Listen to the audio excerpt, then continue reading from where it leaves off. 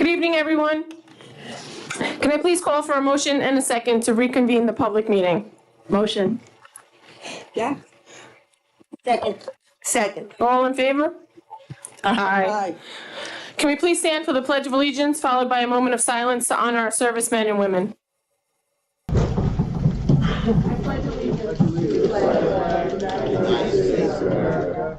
the republic for which it stands, one nation, under God, indivisible, with liberty and justice for all.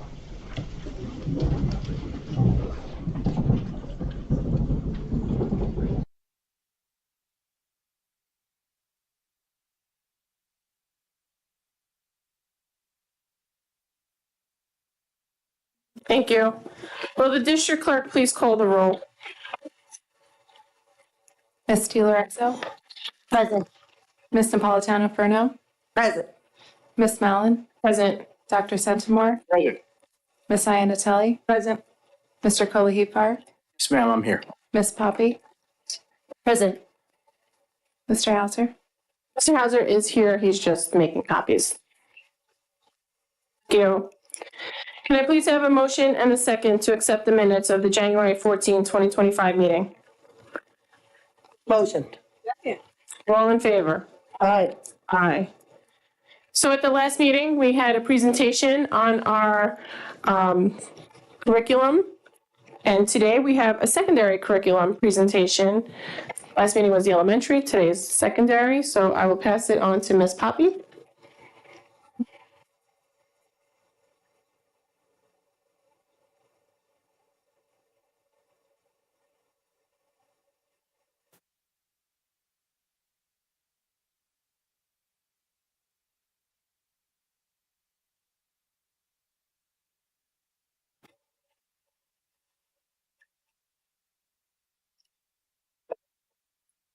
Just to test.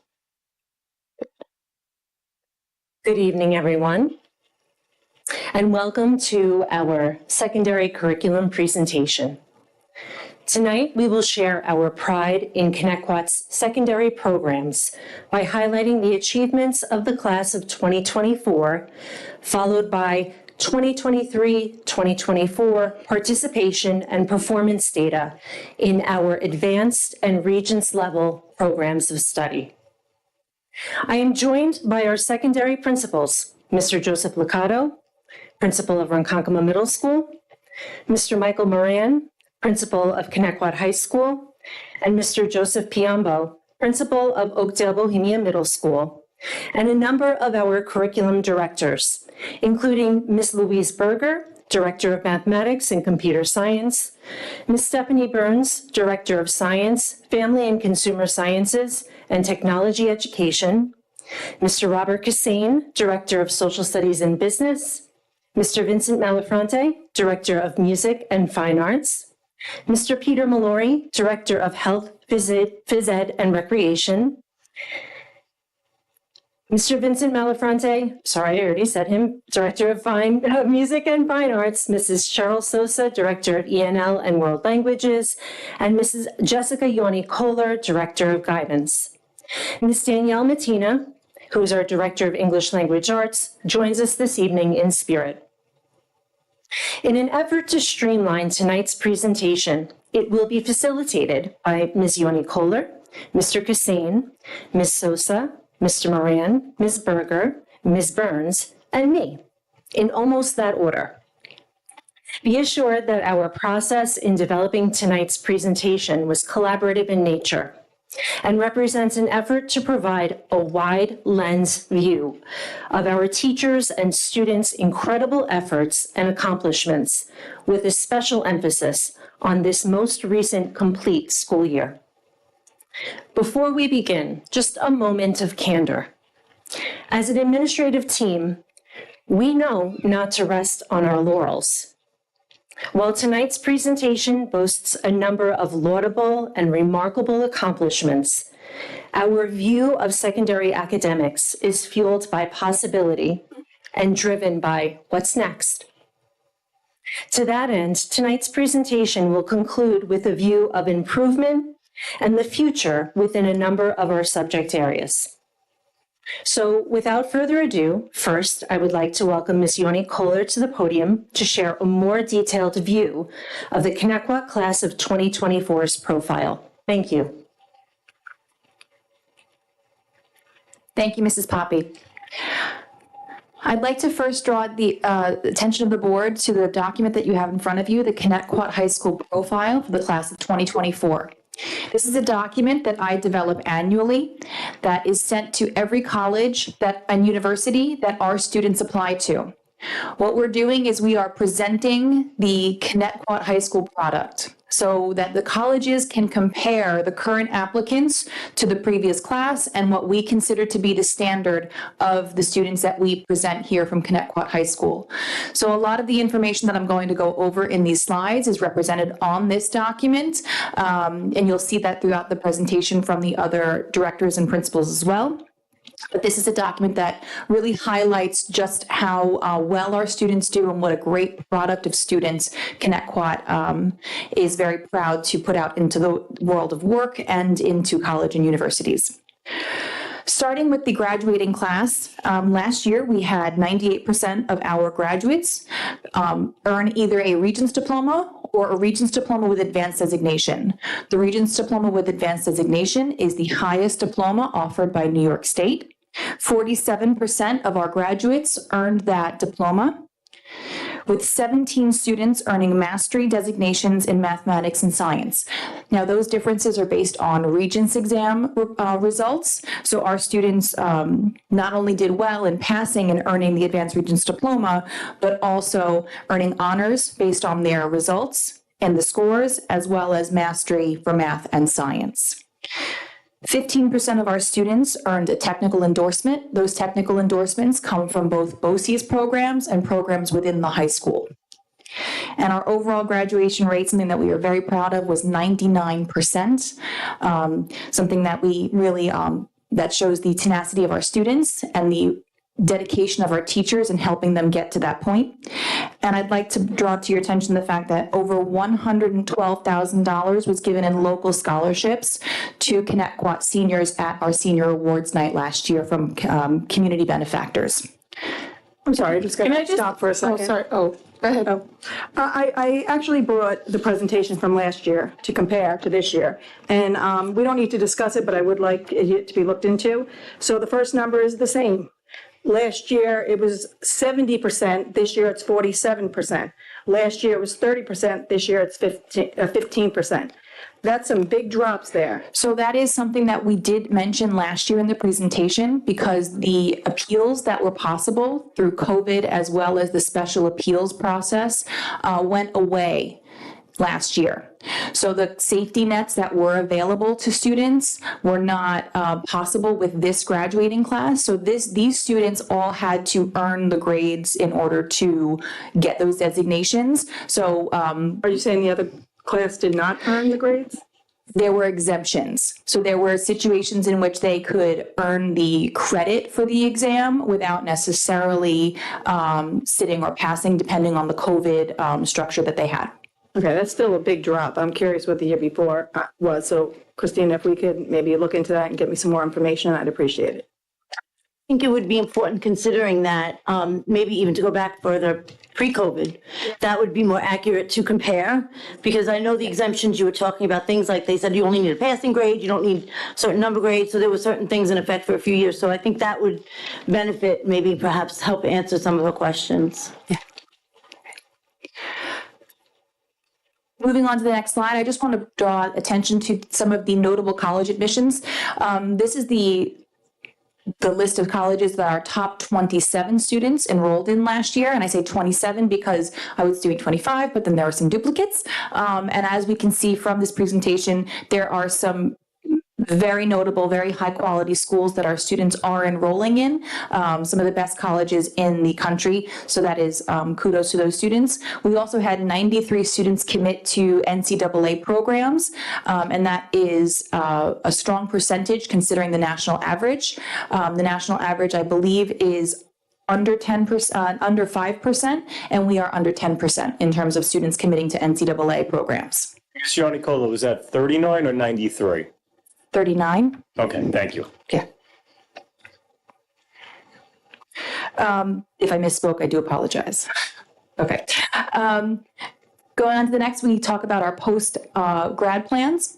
41% of the class went on to four-year colleges and universities, 24% enrolling in two-year college, 8% entering the world of work, 3% going to trade school, 3% to military, and adult services being 1%. Adult services referencing the students that were continuing with special needs programs and care programs.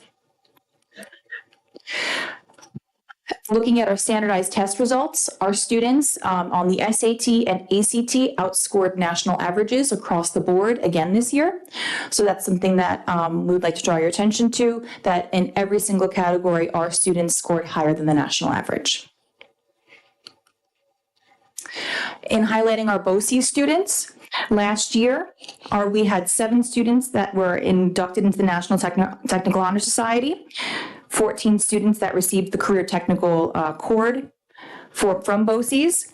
And then in terms of the CTE endorsement, the BOCES programs offer 1-year and 2-year program. So while we're looking at the graduating class of 2024, we had 41 seniors that earned that endorsement, but there were already 23 juniors that earned that endorsement, so they are part of the class of 2025, but last year they were those completers, so we do want to congratulate those students on that achievement as well. I'd like to now invite up Ms. Sosa and Mr. Kassane to discuss the diploma seals. Thank you.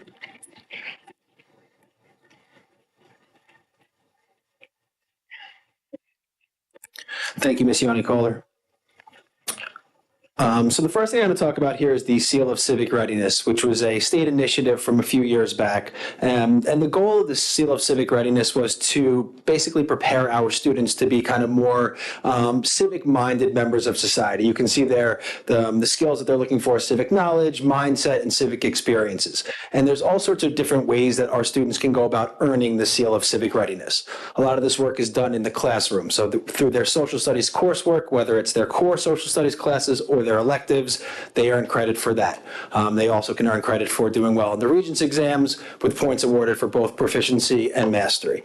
And then students can also earn credit towards the Seal of Civic Readiness for participating in social studies extracurricular activities. Obviously, the Civic Club being a major one, but also our Rho Kappa National Honor Society for Social Studies, our newly formed mock trial club, our debate club, all sorts of different ways that we can really have students immerse themselves in being participatory members of society and really, showing what it means to be an impactful and immersive member of society. And then the last way that they go about achieving that is through these civic projects that they do, where they do research on a particular topic. They look at, what is the issue, who does it impact, what are the different sides of it, and then they make a stand on kind of how they feel about that, and those projects are evaluated by the committee for the Seal of Civic Readiness. And we're really proud to say that last year we had 258 seniors earn the seal, which is a large jump from the previous year, and we're hoping to continue growing every year with that as well. It's a relatively new program, so we are going to probably see some pretty significant gains early on, and then it may plateau, but we're encouraged by the early gains that we're seeing. All right. Thank you. Buenas tardes a todos. I'm happy to share that last year we had 115 seniors earn the Seal of Biliteracy, and we had 3 students earn it in 2 world languages in addition to English. The requirements for the seal are that the students have to complete their college level course in their chosen language, as well as have a portfolio, and in that portfolio is a collection of their documents from their research project. Students do a project, they work in class and outside of class, and they present the project to their peers and to the SEAL committee. I have been incredibly impressed with the quality of the work these students are producing, and to hear them to be able to produce in another language that is not their native language is really quite laudable. It's absolutely amazing. Last week, all of January, actually, I sat in on all of the presentations. I do like to see all of their presentations. They're just absolutely phenomenal. And to have 3 of the students last year do 2 world languages in addition to their proficiency in English is amazing. So of course we want to keep that up. And if I did the math right, we had about 18% of the graduating class last year earn the seal. So we are going to continue in that direction. I would like to see them I would like to see everybody be multilingual, but one at a time. So something really to be proud of.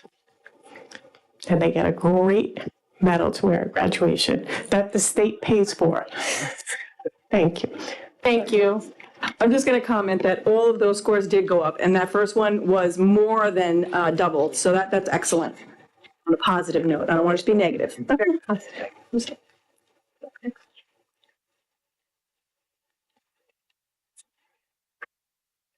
Okay, at this time, I think Mr. Moran is coming up. Yes? Okay.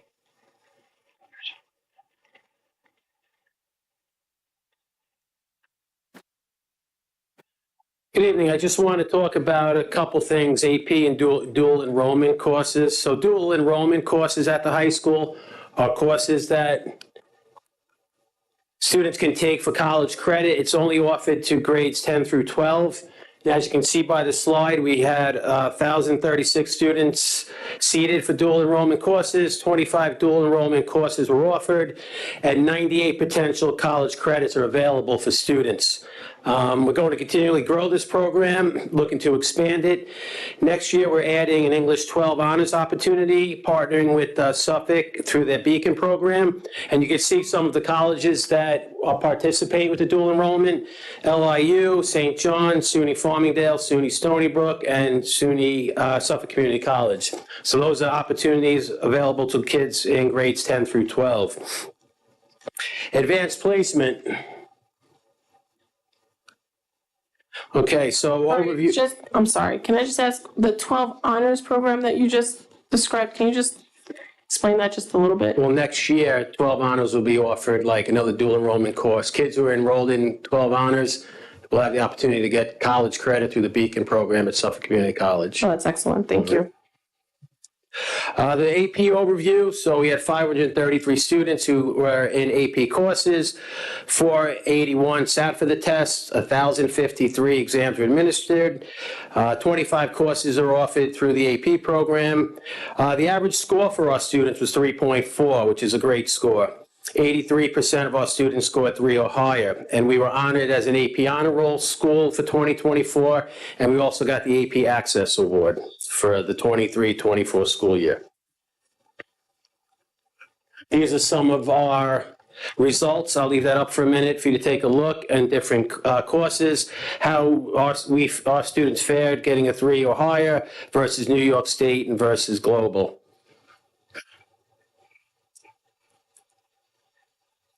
All right.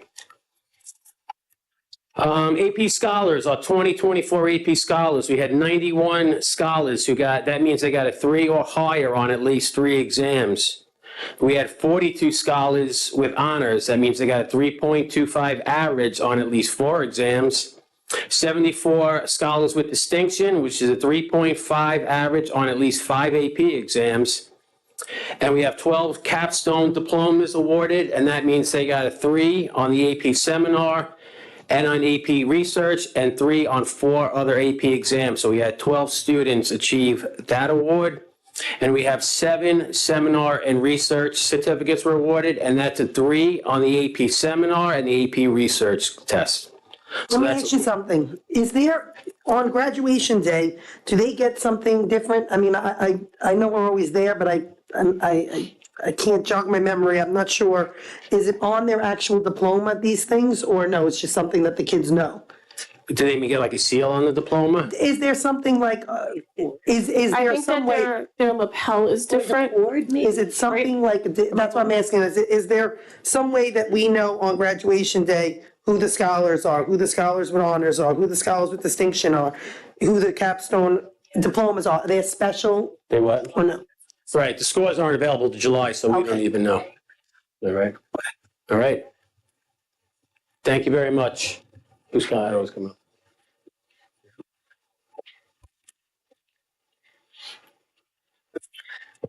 So just to clarify that, to have those final numbers, we have to let the full school year run through. So we don't receive students' performance reports until July from the College Board. I don't know whether there's any distinguishing pins or anything through an honor society, perhaps. Wasn't sure if they had like, because I see some have different scarves that they wear. So I didn't know if that was the difference. Related. National Honor Society. I think they have the lapel thing that's a little different. They actually wear like these scarves that are different. Okay, yeah, no, I thought that they wore the different color was for the National Honor Society. I know military get the nice ones with their military, which I think is awesome. correct. But I thought, I wasn't sure if there were cords and stuff. I'm just asking because I've never seen anything on, when we're at graduation, I've never seen anything on when the kids go and get their diplomas after we give them the books, the holders. I'm going to present a little bit about our students' Regents exam performance. And Mrs. Iannatelli, I know you brought this up earlier, and I do think that perhaps that dive backwards in time for a relative comparison would be most helpful. We experienced a number of rocky years in terms of Regents, not performance, but the entire Regents program in terms of canceled exams, in terms of exemptions, in terms of what was permissible and allowable. And so I'll look a few years back to find a better relative comparison. This data that I'm going to share with you is a little bit of a different take in terms of what we've presented typically. So we gathered county level data, right? So in the past, what we've done is that look back, that more traditional, here's how our kids did in this school year, here's how they did the year before and the year prior, right? This is strictly June 2024 data, which is when we give the bulk of our Regents exams. And it's a comparison of Connecticut student proficiency performance relative to county proficiency performance. So you'll see on the next number of slides, Connecticut's proficiency rating is in red, or percentage is sitting in red, versus the county, which is seated in gray here. All right, so you will see that in every subject area, we outperformed the county average, which is nice to see, but I thought it would be a different take in terms of where our students are rating locally. So here's social studies. Global history is on the left, U.S. history on the right.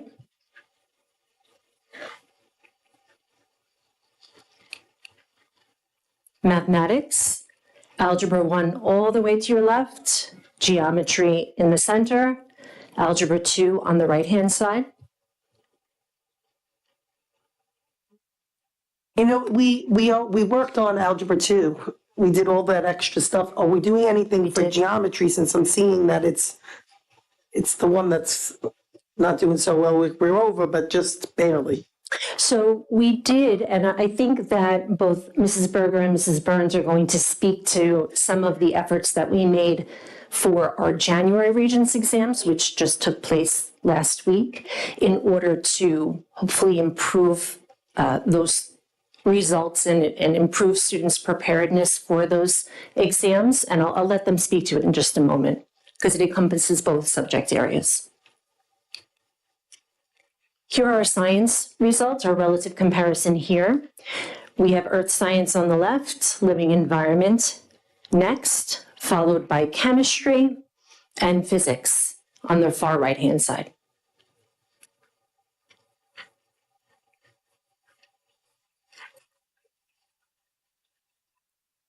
So, Ms. Poppy, I'm going to chime in. I love the county comparison, but I also think it's important, and I want to acknowledge the great work that's being done with our directors and our teaching staff. But we do know that we do have struggling learners across subject areas. Some subject areas, we tend to hear more about mathematics, science. I'm a humanities person by trade, social studies, but I understand, and it can vary, especially if the state changes an exam. We've experienced that, so I know part of that look back that the board is asking. You've had some changes in exams, going back to pre-COVID to now. But in terms of some of our struggling learners, as we look at the success data, we know that built within that, there are those that are struggling. So we can maybe speak to some of the, the struggling learners and what we've been doing to address them as well. I sure will, but first, If I flags. I'm understanding this correctly. So when you look at these graphs, you're saying 91% of our kids pass the earth science? That's correct. Regents? Proficiency is 65 or better. It's passing. Correct. I know what the grade. Yeah, that's the comparison here. It's percent. What they were grades. It's percent proficiency for Connecticut District, and then percent proficiency for Suffolk County Schools.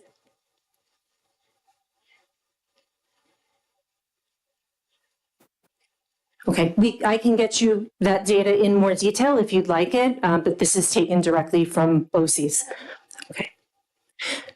NFLAX, which does not have a relative comparison. I'm sorry to disappoint you. If you're aware, and I think we've spoken about this in the past, the FLAX is provided by a distinct organization. It's not a state-sanctioned Regents exam, but it is a checkpoint exam.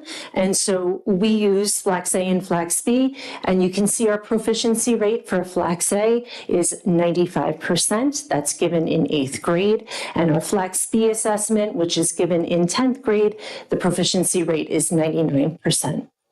I'd also like to note that beginning in the 23-24 school year, which is the focus of our presentation, 6th grade students enjoyed a world language experience in French or Italian. That was some of the major moves that we made in 6th grade in 23-24, and that is our 6th grade FLEX, F-L-E-X. It's foreign language exploratory effort. Are they doing those same languages this year? Yes. Oh, both of them? In 6th grade, it's a choice of French or Italian for students. It's a 10-week exposure. Thank you.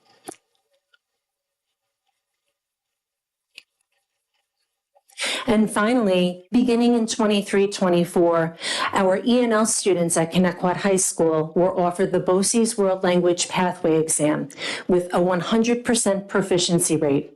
This exam awards students with a +1 Regents exam toward their graduation requirement.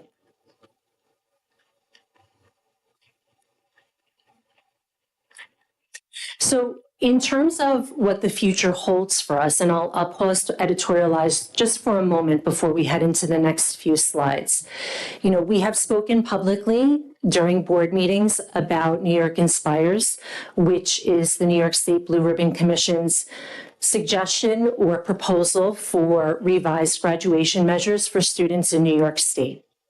And so until that proposal or those proposals become approved by the Board of Regents, we are still looking at traditional Regents exam results. We're planning against those traditional Regents exams, but I think what you've been able to see in this presentation is that we're also offering a number of different types of opportunities for students that will likely become more highlighted as and if and when those new graduation measures come into effect. So in essence, we're preparing for the future. We also remain focused on improvement, and I'm going to hand the presentation over first to Ms. Berger and Mrs. Burns to discuss some of the changes in math and science that are underfoot.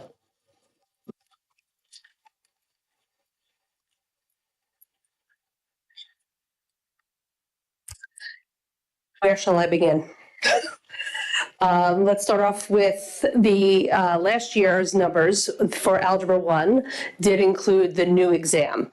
So if you remember, that exam was given at the beginning of June to all of our 8th grade algebra students as well as our high school algebra students. So there was a little shift in instruction, a slight shift. The shift actually started to happen in 2017 with the creation of the Next Generation Math Learning Standards. Unfortunately, right before COVID hit us, we were supposed to roll over to all Next Generation from Common Core, and that didn't happen. So after we rebounded after COVID, it did take quite a few years before we actually changed and updated the exams. So last year was the first administration of the Next Generation Math Learning Standards for Algebra 1. This year, 2025, will be the Geometry Regents exam. Again, a slight shift in some of the standards. Some were removed, some were added. In 2026, we will see a new exam for Algebra 2. Again, implementing the new standards. So that was some of the new things that changed with the actual exam themselves. I know you had mentioned before about geometry. I did bring some numbers for geometry. Our numbers actually went up for proficiency.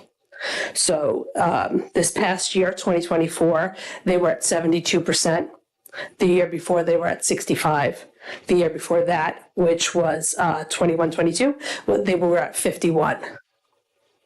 So we did recognize that something was happening with that. And this work did continue this year. When the teachers got back in September, all Regents teachers met with their group and myself, and we actually did a deep dive into the actual data. The data from our actual students who took the exam, teachers were able to look at only their students who took their exam under their name. And they, each question was rated about how many of their students scored correctly, how many lost credit in certain points. So they were actually able to do a lot of self-reflection. And then the team got together and they shared, oh, I got 100% on this question. Well, what are you doing? You know, so then that conversation ensued amongst the teachers teaching the same course. We will continue to do that over and over again so that the teachers can learn from each exam, because the questions change, and then just make instruction better in the classroom. So we will continue that. Over the summer, I'm sorry, are these tests given electronically now? Or is it just the SAT? Am I confusing it? Yeah. Okay. So all the Regents exams are still paper. Still paper? Thank you. Yep. Summer curriculum writing. So over the summer, we did, this past summer, we had a group of geometry teachers who actually, again, ripped apart the New York State standards to make sure that our instruction was correctly and properly aligned with what we were teaching. Some of the things that we are trying to do and making a great attempt at are our course offerings, changing the way we offer some of the lab classes, refining some of the prerequisites to get into the next level course, and making sure that students are appropriately placed. Because when they're not appropriately placed, not only are they struggling, but that's when, you know, they're not in the right spot for their ability level or what their previous course prepared them for. So again, we are revisiting that. Each teacher will revisit the course recommendations in the springtime and then after the actual Regents exam. Some of the other things that we are doing within the department, and Ms. Burns will tell you the same with science, we have, through our honor societies, having peer tutoring. So that is something that the students can scan a QR code, put in when they're available to meet, the course that they would like help with. Mr. Dulce, who is our advisor for Math Honor Society, and then works with the students, his students in the Honor Society, and tries to make those pairings up. And that happens throughout the school day, could happen before school or after school. So I will turn it over to Ms. Burns. And I'll start where Mrs. Berger left off. There's a similar method for students to receive peer tutoring in the 4 main core subject science areas as well. It is organized through Mrs. Dosh and the Science National Honor Society students. Again, that can happen before or after school or embedded in periods throughout the day. And the students in the Honor Society provide access to their particular comfort course of study. Good question. How are you letting the parent know? Because that sounds like a fantastic idea. Are we getting it out there that they know that their child can get tutoring through this process? So there are placards up throughout the building for the students to have access to it. It is posted on the, I believe, on the grade level Google Classrooms as well. So as a parent, I don't access my child's Google Classroom. So is there a way to get it out to the parents so the parents know and they could maybe push their child to like apply for this? We certainly could also post that information on the Parent Square system. Is this just for high school students with high school students, or are you guys allowing this high school students to tutor the younger students? This is strictly within the high school structure, just because of the availability of places in the building where students could meet up before, after, or during the day. Okay. If I hop into actual science changes, there have been extremely large changes in the world of science over the course of the last several years. Much like what Mrs. Berger mentioned, in 2016, New York State adopted new standards. They are called the NISLIS. They are very much similar to the national new science standards. They are called the Next Generation Science Standards nationwide. And our NISLIS standards actually add a couple of other twists on that. Then there was a pause when we were supposed to roll out our new Regents exams as well. And so this year is the first year of the new courses for Earth and Space Science replace Earth Science, and Life Science Biology replaced the Living Environment course. So in looking at last year's Regents data, you will not see the same data next year because those exams are not going to be given at Connecticut, either for Earth and Space Science at OBMS, RMS, and the high school, and for Life Science Biology at the high school. Those are new exams, new courses. The teachers have put a tremendous amount of work into professional learning so that they are developing these courses and learning about the new methodology based in using science and engineering practices and cross-cutting concepts to have the students access learning across their entire curriculum. With that, we also developed new midterms in the variety of levels of Earth and Space Sciences and also our Life Science Biology courses. And next year, we will be doing the same exact thing for our chemistry and our physics strands of learning as well. So by June of 2026, we will have brand new coursework complete and new Regents exams for students taking those classes. The Regents exams coming up in June for Earth and Space Science and Life Science Biology will be held early in June or earlier than the rest of testing time. That's going to be offered on June 10th all day, because it's two exams, so one in the morning, one in the afternoon. And then on June 11th in the morning is the new geometry exam, just so that people can anticipate that happening. And then classes will end at the high school, and then we will go into the traditional Regents testing and final exam testing weeks. Did you just say that there's a science and a math Regents on the same day? No, there's two science Regents on the same day. Oh, I thought you said geometry. And then geometry is the next day. Oh, the next day. Thank you. Yes. The major changes that we have seen coming at the high school, we've known about for quite some time. We have made these shifts to learning in the NISLIS style of standardization in grades 6 through 8 as well. So we've been meeting with teachers, or I've been meeting with teachers, grades 6 through 12 for a number of professional learning opportunities throughout the course of the year so far. We had 8th grade teachers in the office today working on some curricular materials. And then I just wanted to highlight some really great news, not from last year, but from this past weekend, actually, because I also have a couple of other departments that I'm affiliated with. Our middle school robotics teams did phenomenally well at their regional competition.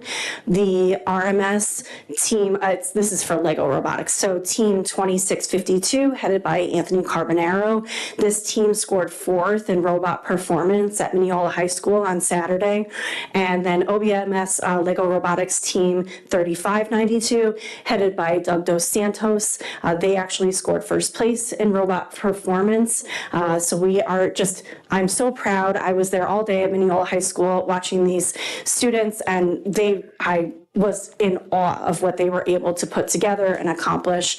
I got to sit in the RMS team's presentation to the judges. They were professional, they were succinct, they shared their excellent research project about the Galapagos Islands and some iguanas that are living in that area. I was just truly impressed, and it was a great opportunity for the students to participate in that, and we will continue to look to incorporate that into our middle school learning. That's a club that's available to students in both middle schools, but then also at the high school, the Science Olympiad team, which is headed by Miss Laura Mongan.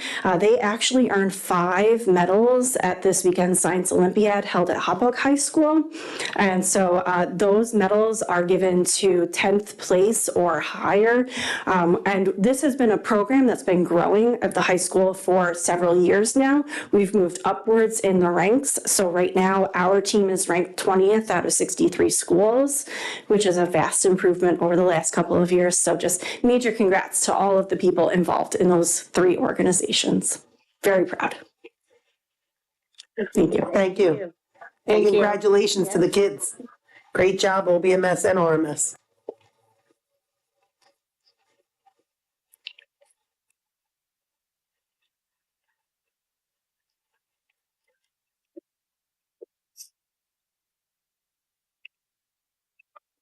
And perhaps a less detailed but equally important concept of continuous improvement in ELA and social studies and world languages and ENL is going to follow now. Ms. Matina couldn't be here tonight, so I'm going to speak to ELA.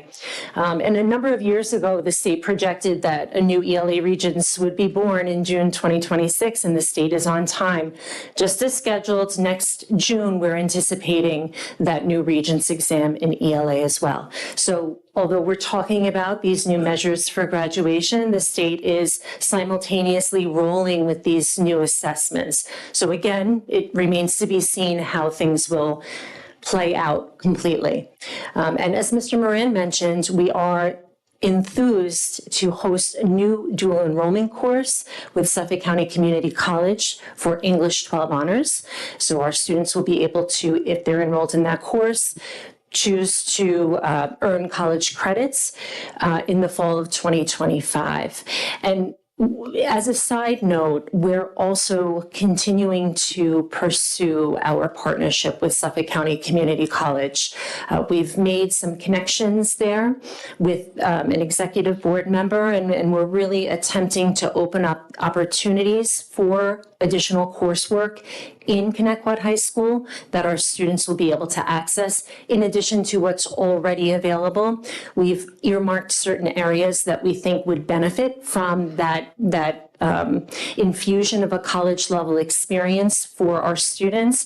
And we're essentially politicking Suffolk County Community College to be a lead partner in that effort.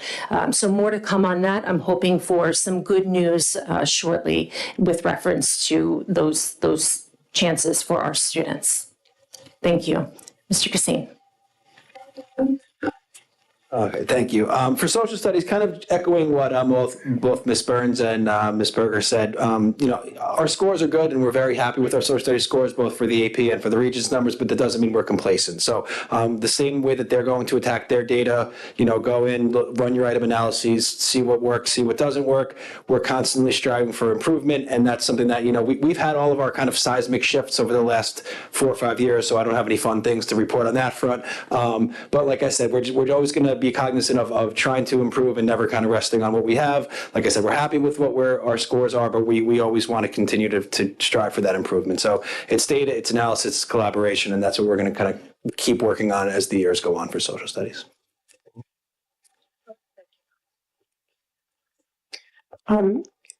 For our ENL students, we're actually working with the Tenement Museum, which on a project that's called Our Story, where our students are working on their ELA skills, excuse me, and representing their identities through this website. So I'm actually hoping we'll have the first leg of the project done, working with the ENL teachers, Ms. Wynn, Mr. Canonica, Mr. Dolan, and Ms. Rakowski, talking about their identities and really who we are at Connecticut, what is our fabric, what does our quilt look like. And so for ENL night, which is March 27th, I would love for you to come by. We're hoping to highlight the first examples of those, and it will be hosted on the website. And eventually, we would love for everyone in Connecticut to tell their story. So thank you very much. Muchas gracias por todo. Ha sido un gran placer. Muchas gracias, Señora Sosa. You said March 27th? March 27th at Rock. Is that Rock? 6:30? No.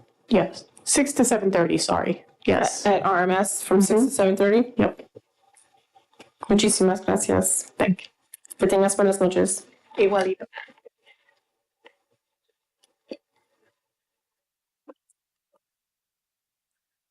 And we'd like to conclude with an opportunity for more questions if any board member has them at this time. No, we appreciate you putting it together, and I can honestly say, last year's to this year's, we like this. Thank you. Just the robust and succinctness of it. Thank you for all your work, and thank you for all you guys do for our students. It's much appreciated. Appreciate it. Thank you. Dr. Centimore has a Yes, few words. proud papa. So as the lead educator of the district, as your colleagues did a few weeks ago before you with the elementary presentation, I'm very appreciative. I'm very proud of the leadership efforts of our people in the room who presented today. And I know all of our people in the trenches, our teachers, and there's so much to celebrate.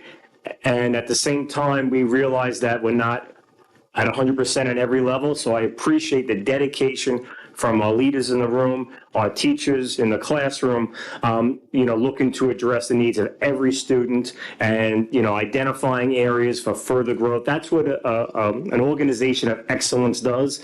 I think Mr. Gassane said, we're not complacent, never. That's not the Thunderbird way here in Connecticut. We're very proud of our accomplishments, and there are plenty inside and outside of the classroom, and we're going to celebrate that and celebrate our people, our students, our parents, and community at large, and also keep working on those areas that need further improvement. Very proud. Keep at it. Thank you very much. Thank you, everyone. So now we have a very succinct budget presentation on the fiscal stress, tax cap, and reserves. It is that time of year where we have to follow a timeline on when we do our budget presentations.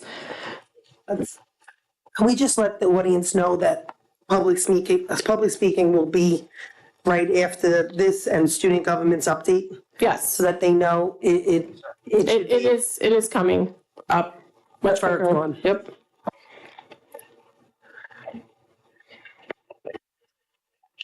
This is going to be a very succinct presentation. Already I'm feeling the stress. Thank you, Mr. Hauser. Okay. Try to keep No it stress. 1,000 words or less. Bob, my questions we're going to answer during board discussions. Leave them for then so that we can let the people talk. Okay, very good, thanks. All right, good evening. This will be the second budget presentation for the 2025-26 school year. We're going to speak about fiscal stress, state aid, the tax cap, our reserves, and the district's outstanding debt. Next page, please. Okay, on this page here, I just highlighted the calendar. It's a very short calendar in terms of the items that are on it, but in yellow, I highlighted where we are today. Also, we'll talk about the governor's executive budget with the state aid estimate that was just provided. And then you can see the next couple of dates there that'll lead us up to May 20th, which is the actual budget vote. Next page, please.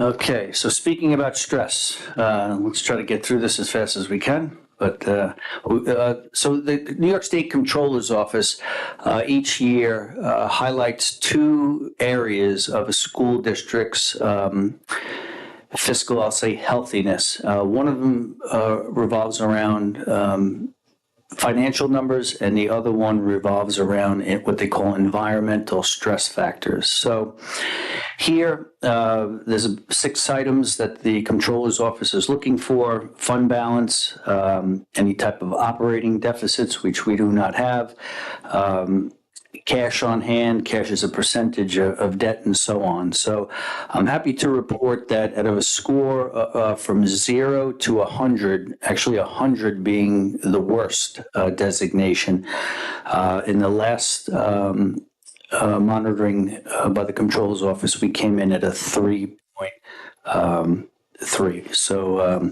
we're doing very good on this one. The next one, I'm sorry, we came in with a 0 designation, so which is really a no designation, so that's very good. Next page, please. So this one is this focus is actually on fiscal stress here. I'm sorry, I got the slides mixed up. This one is the latest and greatest. This one actually has the score of 3.33 for 2024 school year under the financial items. Next slide, please. Okay. So this one here measures fiscal stress, like I said, under the environmental indicators.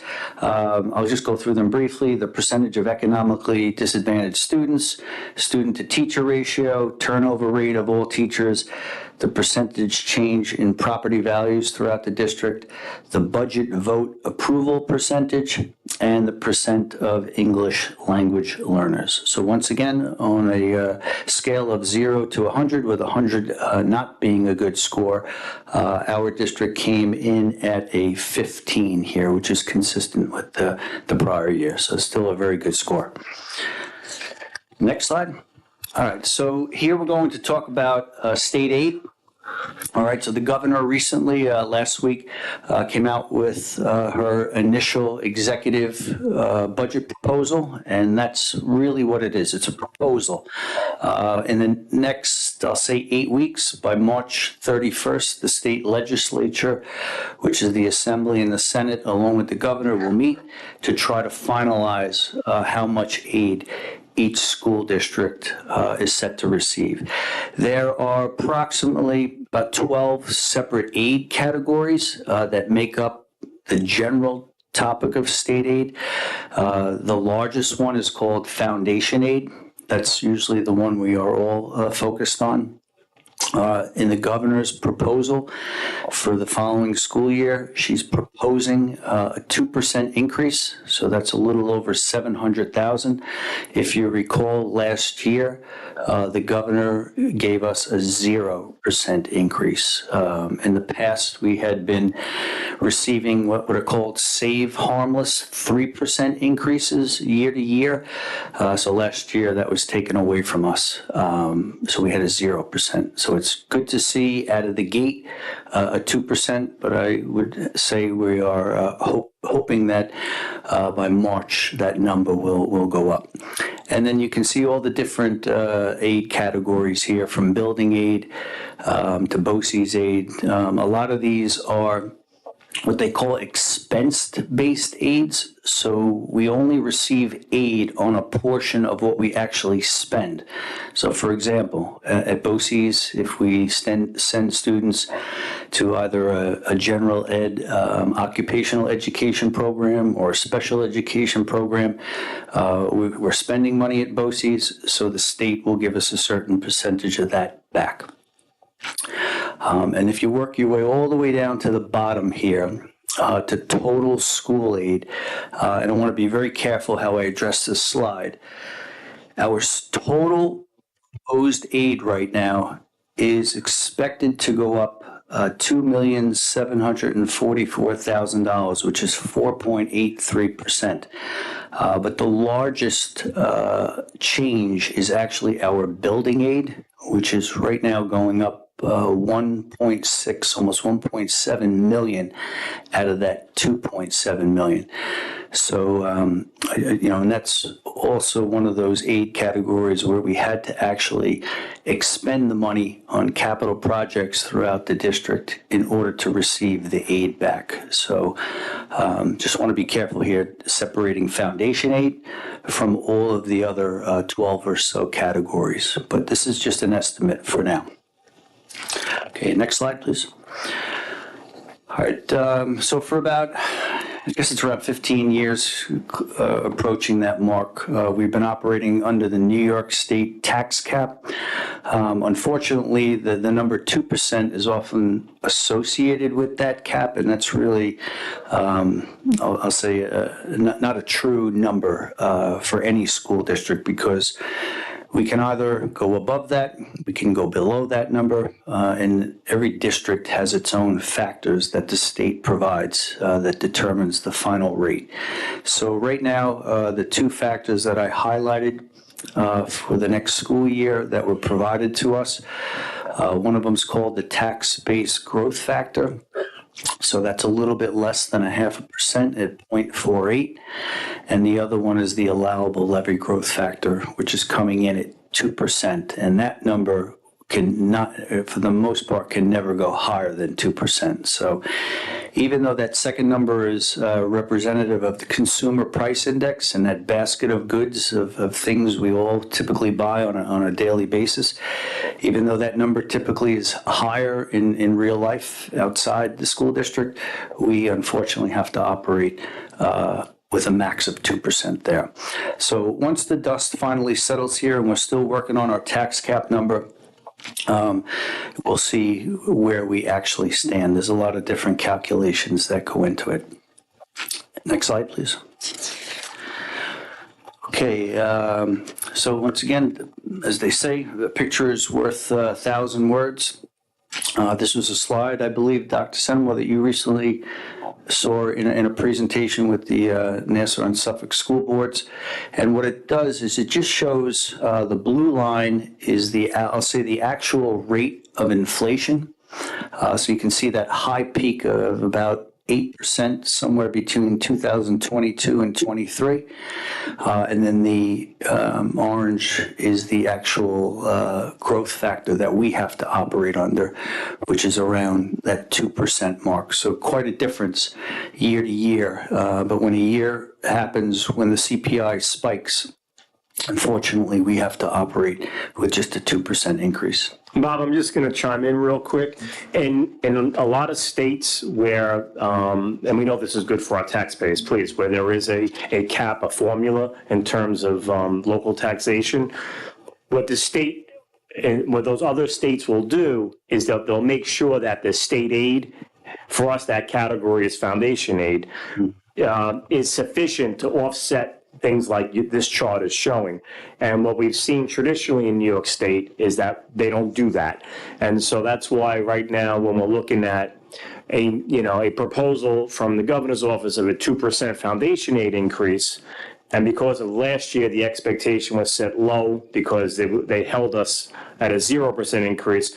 We have to realize that with these inflationary factors, that the advocacy has to continue. I know Nassau School Boards is pushing to see that aid number, foundation aid number for all districts be higher than that, and that's why it's something that we have to continue. This board and this district has been strong advocates with the foundation aid, with our local state officials who have been great advocates on our community and other communities' behalf.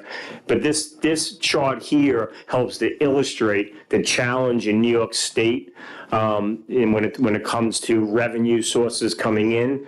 Yes, tax revenue is one and state aid is the other, and that's why when the tax increases are going to be held at a certain level amount within a little variation, the state has to be able to kick in the funds needed to address inflationary costs.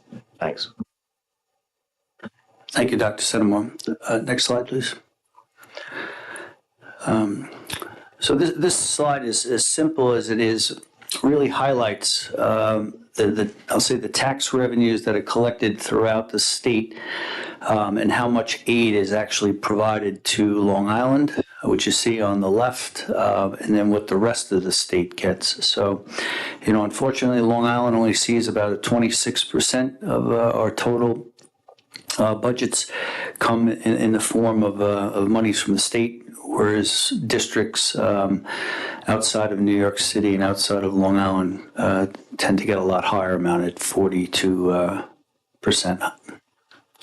Dr. Senemo, did you want to add anything on this slide? Or? Yeah, I mean, this is the age-old conversation about how Long Island does way more than its share to fund, costs across the state. And then when it comes time for us to receive our fair share of aid, educational aid, we fall short. And again, a credit to our local representatives, school boards such as Connecticut and others for continuing that advocacy effort. Okay, thank you. Next slide, please. Okay, lots of numbers on this page. For the most part, two key words that you'll often hear with school districts are reserves and fund balance. So what I did here is I just put together a few columns that show each year from 2022, 3, 4, and 25, where our fund balance and where our reserves have been and where we expect them to be at the end of the school year. I tend to focus on the bottom line. We've remained fairly steady. The only thing I will highlight is, for the most part, from 2022 to 2024, our reserves went down a little bit, about 4%. So, we use these reserves very carefully to offset some of the costs in the budget. So when we use those reserves, they're very similar to a savings account. We have to be careful that we're able to replenish the reserves so that we're not, I'll say, artificially subsidizing the budget. Now, Bob, what this doesn't show is the projected fund balance when we close the books in late August, early September, right? Okay. Yeah. Next slide, please. Okay, we're coming into the home stretch. Debt, okay? Not a word that people like to hear too often, but, unfortunately, as a school district, we tend to have to borrow money from the community, and we're very thankful for that, in order to do significant capital projects. I believe this room, in general, is an example of a recent capital project. So this schedule just lays out year to year and bond by bond, for the most part, how much we spend. I've broken it down as well by principal and interest. We watch this schedule very carefully because as debt expires, so as we make the last principal and interest payment on a bond, if we're not careful, the tax cap calculation penalizes. We actually have to, in a sense, take a hit for that. So as debt is coming off, and you can see in that first column there, we have a $8.3 million bond that I think the last payment is less than 10 years from now. So as that payment is about to come off, we're very careful to plan for additional capital projects that we will have to borrow for and request permission from the community so that we can replace that debt and not take that hit or that penalty with the tax cap calculation. Okay, next slide, please. All right, any questions, comments?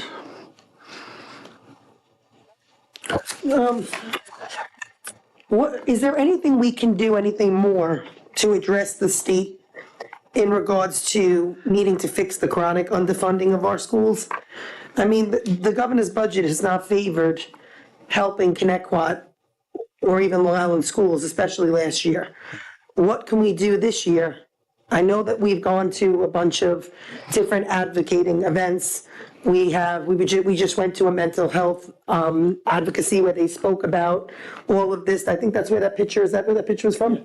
That's where the picture was from. So a lot of them were saying we still have to stay vigilant. So are we doing anything at Connecticut more so than even just speaking? Are we trying to get money from somewhere else? Are we going line by line and really tightening whatever we can? Because we need to do that this year. And we need to make sure that we're not leaving, when we have the number, like last year, how I wanted it down another 0.4, 0.2, 0.5, it kept going. But if we can bring it down, I mean, we need to do something because the state's not helping us pretty much. So I'll answer, and Bob, certainly jump in if you'd like. So I am in close contact with our elected officials, especially our state senator, Senator White. And so what she's asked me to do, and Bob and I are working on it, is to provide her with a letter from the superintendent, outlining, the needs of our district and why, a 2% foundation aid increase doesn't suffice. And the inflationary factor alone it's one thing. As Bob goes through subsequent workshops in the coming weeks, we'll look at pension costs, we'll look at health insurance, liability insurance, all kinds of other factors as well. So that's one very important piece where myself, other superintendents, we give our local elected officials actual information. So when they go up to Albany, it's not just, well, my local school district says they need more money. Everybody will say that, and here's why. Here's the justification. In terms of our current budget development process, it is about looking at needs, doing a needs assessment. You know, the bread and butter of a school district is student learning. You know, it's supporting, you know, quality instruction with our staff, and certainly supporting those who support our staff. You know, those other people in the trenches as well. You know, the personnel fact that, you know, this is a people industry. It's serving kids, it's being done by people. That's going to be 70%, you know, give or take a percentage point, you know, of your budget. So as we do the needs assessment, we look at programs. We see what programs are meeting needs, what programs need to be modified, what programs need to be replaced, you know, in terms of what is the return on our investment. As we look at our staffing needs, you know, we see where our staffing needs are. We look to take advantage of attrition. What does attrition mean? That's when somebody retires or resigns, maybe they're relocating, whatever the case may be, and say, well, okay, is there savings to be had there? Can we reallocate that money elsewhere in terms of different staffing, or maybe we just don't need the staffing, we don't have to replace it, and then that could be a savings. It could be you know, reducing reliance on tapping into the savings account, which various categories, Bob put them on the screen: reserves, fund balance. So it is about going through this process. We're behind the scenes. It starts at the building department level. So our leaders that I thanked earlier, they spend a lot of time with that, with their office staff and with the teaching staff, certainly. And then at all level, looking at it, you know, a district-wide, and then obviously bringing, you know, data, that's the financial data, and recommendations to the board as we advance through these public budget workshops. So, yeah. Thank you. I'll ask my other questions during board discussions. Okay. All right, so we'll go into the next presentation.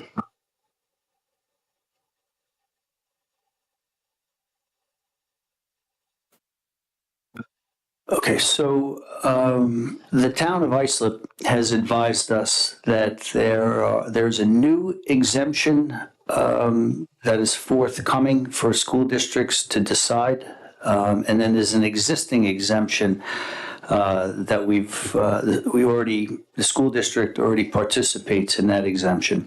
So the newest one is referred to as the statewide volunteer firefighter and the volunteer ambulance worker exemption. Do we have any volunteer firefighters or volunteer ambulance workers in the audience? Okay. All right. Well, this is this exemption. Am I correct? We don't have anyone? Okay. All right, so this exemption here, which is new, I'm going to try to simplify it as best I can. Right now, a volunteer firefighter and a volunteer ambulance worker, if they qualify for the current exemption, they have to be in the volunteer service for 5 years, and they have to have and own their primary residence in the district. That's the simplified version of this, okay? And they get a 10%, it's not a 10% of their real estate tax. It's a 10% of their assessed value exemption. So the two don't necessarily equate, the amount of money you pay in tax versus the amount of money that your home is assessed. Two totally separate numbers. So for the most part here, we're talking about assessed values, which is what the town feels your home might be worth, okay? So the new statewide exemption is lowering the threshold from 5 years down to 2 years, all right? And mainly, the reason for this is recruitment and retention of volunteer firefighters and volunteer ambulance workers to try to keep them in the service as long as they possibly can.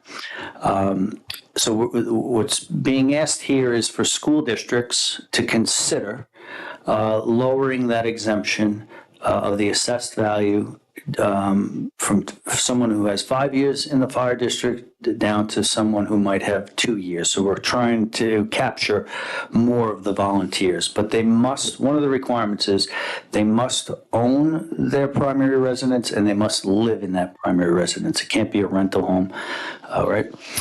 The second one I just want to, and I'm going to talk about each one a little more depth. The second one is called the low-income senior citizen and the low-income disabled persons exemption. That one, the school district already participates in. The town has just asked us, and I'll say more, reminded us that if the district wanted to, we can increase the thresholds of that exemption to try to capture more people within the community. Next slide, please. Okay, so this slide is pretty much what I just told you about the firefighter, lowering the exemption from 5 years down to 2 years, and I'll emphasize it's on the it's 10% of the assessed value, not necessarily the total tax here. Next slide, please.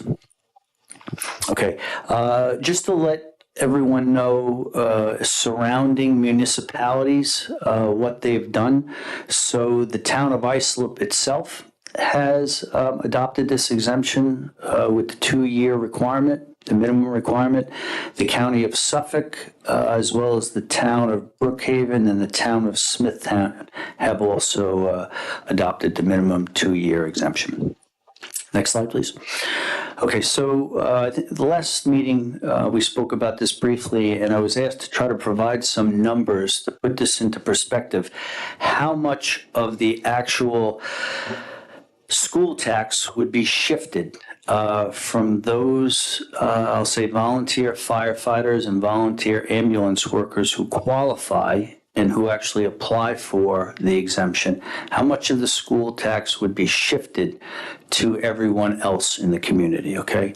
And this slide here just gives you an example. In the current school year, tax year, the town of Islip wide, so this is not Connecticut School District, this is the town of Islip wide. The town granted 167 volunteer firefighter and ambulance worker exemptions, all right? And when they break that down further, the total assessed value was $717,000, which is a key number. I'm going to show you that on the next slide there. All right, and they actually broke it down to an average assessment, okay? So this slide here, what I did is to try to show everyone what this effect would be if 167 volunteer firefighters and ambulance workers in the town of Islip, all right, if every one of those volunteer firefighters lived in the Connecticut School District and qualified for the exemption, because by lowering it from 5 years down to 2, I would think we would capture more volunteer firefighters, and like I said, the ones who own their own home and live in their own home. So I'll go all the way over to the pink column, which is the difference here. Now, I don't know how much each one of you value, or I don't know how much the town values each one of your homes. But if you didn't qualify for this exemption, if your home was assessed, and I'm at the bottom here, it says cost for a home assessed at $10,000. If you carry this all the way over to the right, to the pink column, the effect on someone who has a home that's assessed at $10,000, you would see your school tax go up about $2.17. All right, so I broke it down 5 different ways, from 10,000, 20, all the way down to 50,000, which is really the high end of the assessed value in the town of Islip. So even someone with a home that's assessed at $50,000, they would see their school taxes go up about $10 and what do I have, 87 cents there. So hopefully you can see, I just tried to put it in perspective what the effect would be if 167 volunteer firefighters qualified in the school district, okay, not necessarily the town. Okay, next slide. Okay, so that was it. That's the volunteer firefighter one. Okay. But before I move on to this next one, there's a March 1st deadline for the board to consider adopting the new firefighter exemption. So when I get done with this whole presentation, if the board is inclined to move in that direction, one of the requirements is to have a public hearing, which would be on February 11th, the next board meeting. And after that public hearing, which is to get input from the community as well, because we in a sense, could be affecting individual people's taxes. So we'll give them an opportunity to speak and to be heard. There's a resolution that would have to be passed as well, that the board would finally adopt to make that 2-year minimum effective. Okay?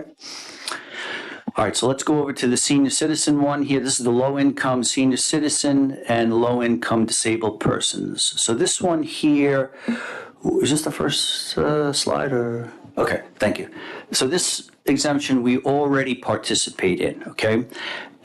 With an income eligibility limit of $29,000. Now, unlike the firefighter one, this one is 50% exemption of the assessed value, so a lot higher. And it also operates on a sliding scale because it goes up to $37,400.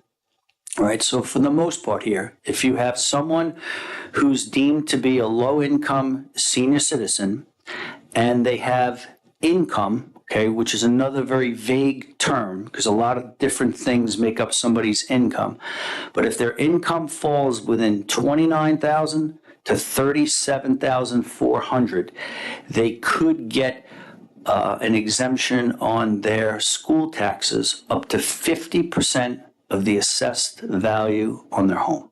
Okay, different than what they actually pay in tax. And that also applies for someone who's a low-income disabled person, not necessarily a senior citizen, but someone who's disabled.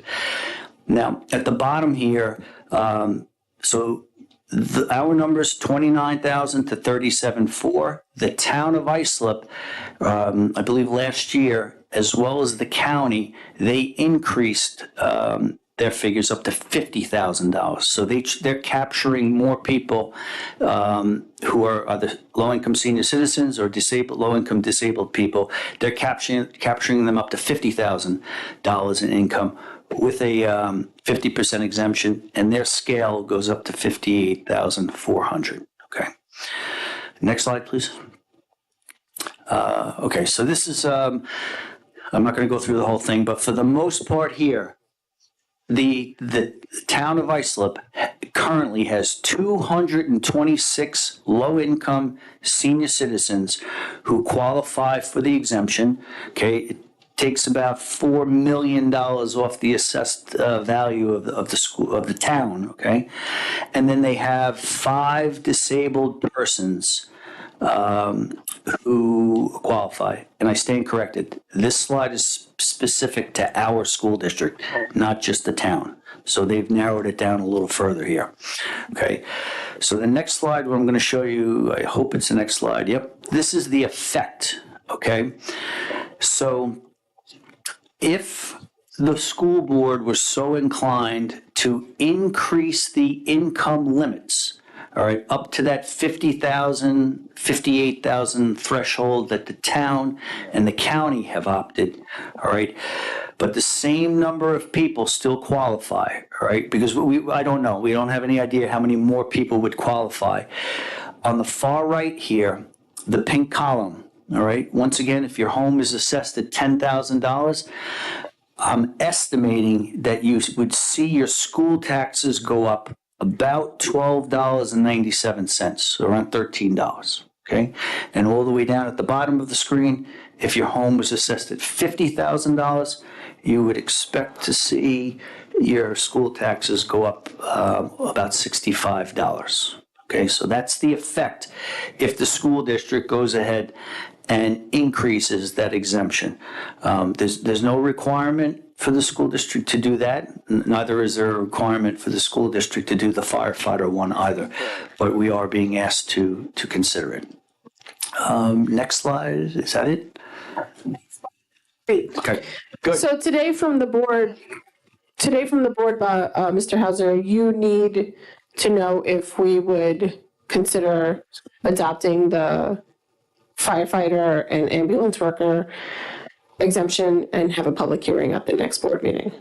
Yes, and also if the board wants to move in the same direction with the low-income senior citizen and the low-income disabled persons exemption, raising that exemption. 2 totally separate exemptions, two different board public hearings and 2 different board resolutions. Did we- If the board is going to move in that direction. Did we get a number of how many people it was going to affect in the district? Because we had already asked you when, with the fire department. I mean, these guys put their lives on the line, they're volunteers. Yes. I don't see a problem with, we already have the 3 years, making it the 5 years. I mean, it also encourages retention for these guys, you know, and men and women. It also, you know, they need help getting people in also. In today's day, it's costing a lot more. They don't have the money to, many people don't have the money to just volunteer, you know? So to answer your question, I spoke to Ann Danziger, the town of Islip assessor. Lowering that threshold from 5 years down to 2 years. Unfortunately, the town feels it may only increase the number of volunteers who qualify for the exemption by about 10%, because a lot of the 2-year, 3-year, 4-year volunteer firefighters tend to be younger people who do not own their own homes. They live with their families, so they would not. So those people wouldn't even qualify for the exemption. So we're talking about a small portion. Correct. I'm a yes. So I'm actually going to put a motion on the floor, calling for a motion to adopt the statewide volunteer firefighter and ambulance worker exemption to lower the threshold from 2 to 5 years to have the hearing at the February 11th meeting. Motion. So I don't think it's a motion to adopt, have a hearing, right? It's gonna be a resolution. To have the public hearing at the February 11th meeting to lower, I motion. and I need a second. I'll second. So am I correct, that one, what you just did now, that's just for the volunteer firefighter and We ambulance didn't finish it yet, though, Got Bob. Yes, that's for the volunteer firefighter and ambulance worker. All in favor? Aye. Aye. And now, to put a resolution on the floor for the income, senior citizens, and disability exceptions to have a public hearing at the February 11th meeting. Motion. Second. All in favor? Aye. Aye. Aye. Thank you. Thank you. Thank you, Bob. Thank you, Bob. Next. Do we have student government in the house?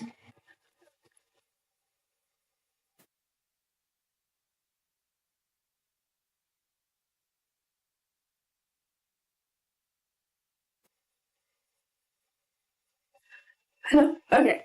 Hi, I'm Michaela, one of the Board of Ed reps from the high school, sharing a few upcoming events. Our Valentine's Day flower sales start next Thursday. 1 flower for $2, three flowers for $5. There will be student government members who will be carrying around slips where you can state the amount of flowers you want and a little message to that special someone. And of course, next meeting, I'll make sure that I have enough slips so Dr. C can make all his board members feel extra special. Thank you, much appreciated. The senior trip to Villa Roma in the Catskills starts this weekend.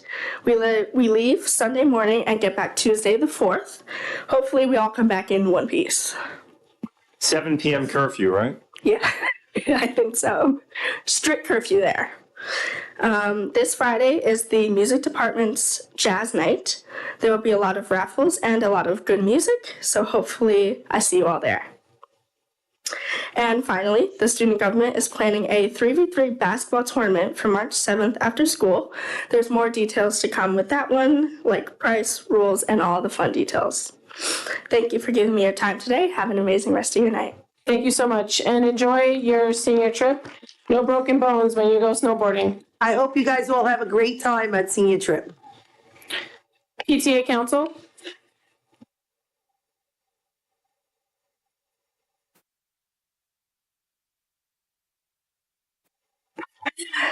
Good evening, everyone. I'm Melinda Monahan, the president of the Connecticut Council of PTAs. We are hosting the Harlem Wizards basketball game on February 27th at 7 p.m. At the high school. We only have 114 general admission tickets left. We hope you can make it. Buy tickets. Please join your local PTA unit. We would love to have as many members as possible.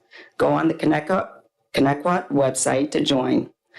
Also, look at the social media accounts, or your accounts, to keep up with the events. Thank you and have a great evening. Thank How you many so people are much. playing up there? Just one? Oh, we're playing. You're playing? All right. I'm gonna be cheering them on. You're what? I'm cheering them on. Sorry. I've already started to stretch. I should be warmed up by February 27th. Do we have Orba in the house? SEPTA? Okay.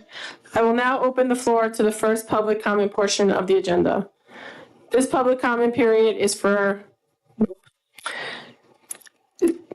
everybody. I know, I have the wrong review. I will now open the floor for the open public comment portion of the agenda. I will call individuals forward one at a time. Please wait for my acknowledgement before stepping to the podium. You should have received a number card from security on your way in. If you have not, please see a security guard in the back of the room. Any person wishing to address the board shall address the board president. Comments should be kept as brief as possible and relate to school matters only.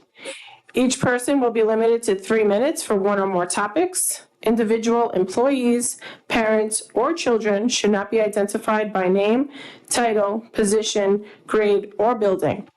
The use of foul language and threatening comments will not be tolerated, and the board will consider a recess until order is restored. In accordance with policy 1230, public comment will not exceed 30 minutes. If there are additional persons wishing to speak, the board may consider a motion to extend the time. So I know that there are many of you here that have come in support of a staff member.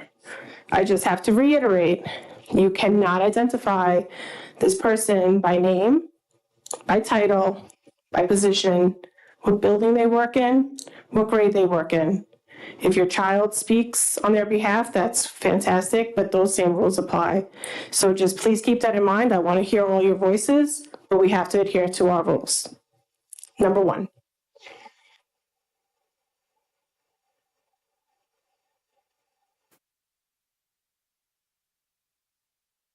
I'm just going to ask you to press the button so that the mic goes on so people at home could hear.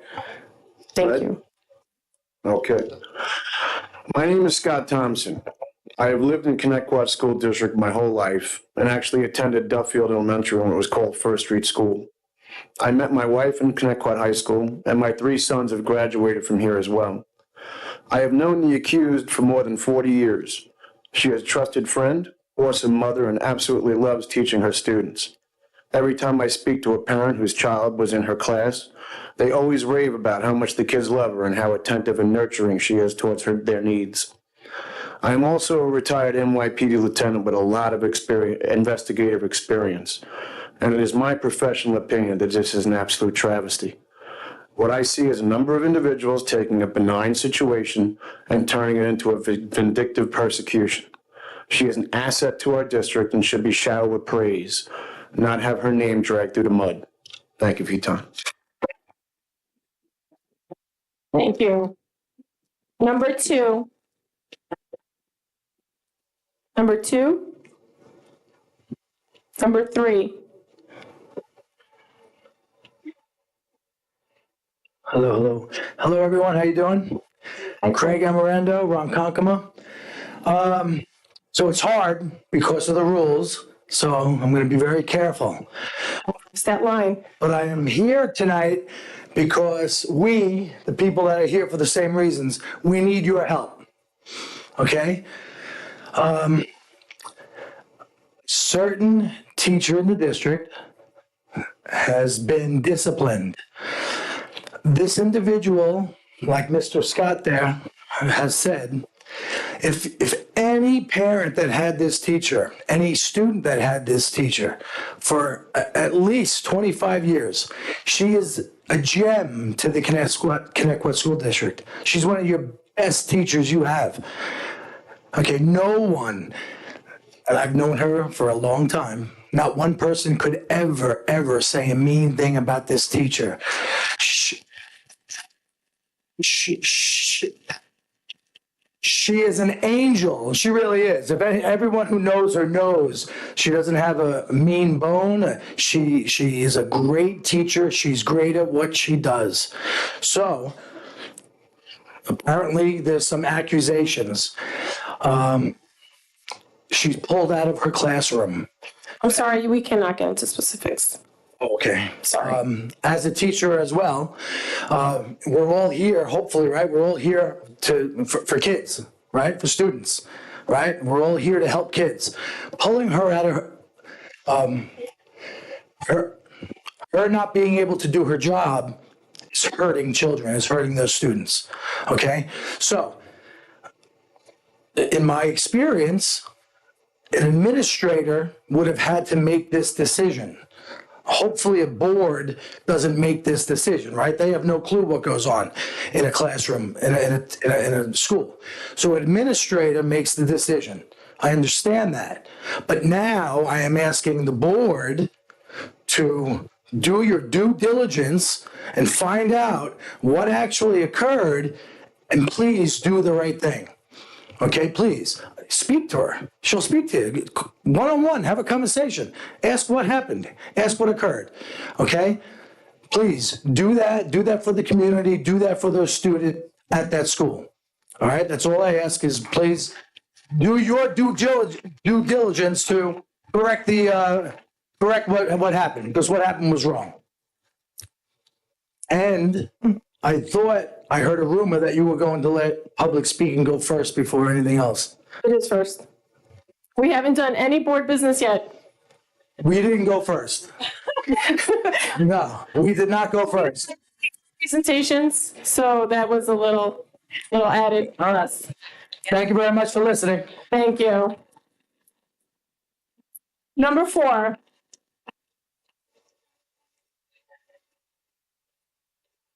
won't say I'm not nervous. Don't be nervous. It's okay. Wait a minute. Okay.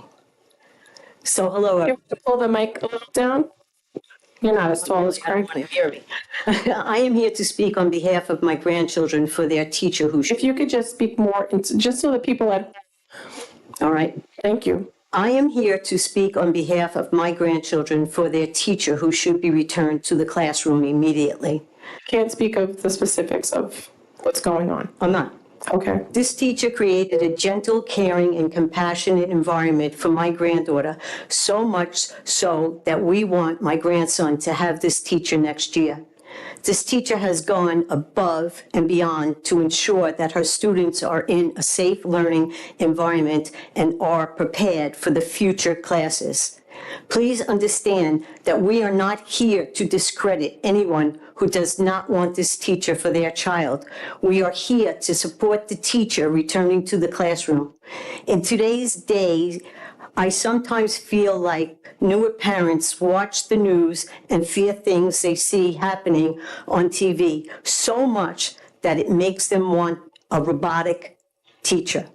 When those older folks like myself know it is better to have a warm, caring teacher. One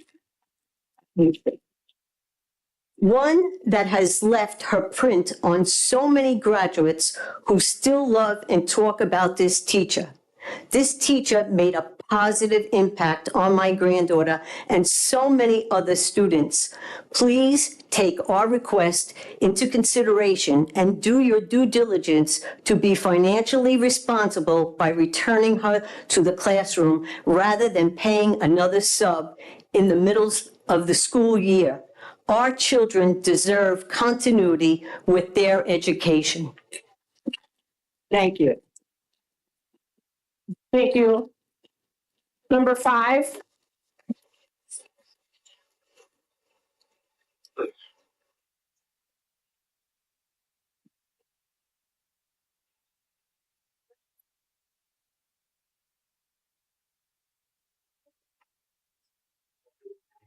Feel free to bring the mic closer if you need. Good evening. How are you? It's okay to say my name. You can say your name, yep. My name is June Perry. I live in the district. I've had 2 children that's had the pleasure of having the teacher who's currently been accused. My family has known her to be kind, compassionate, professional educator. She created a fun and efficient environment for my children to learn and grow.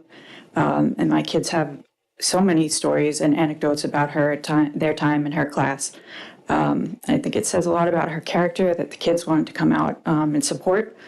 And I'm proud to know her and her professional capacity. I have no doubt she always goes above and beyond for her students. I think Connecticut's lucky to have her, and she's an asset to the community. I hope she can be restored to her place in the classroom, educating the kids. And thank you for listening. My daughter has a couple things to say too. Say who you are. My name is Amelia. She was the best teacher I had in all my years. She always made sure everyone was okay. She always made sure it was fun for everyone. She would always comfort us when we were upset.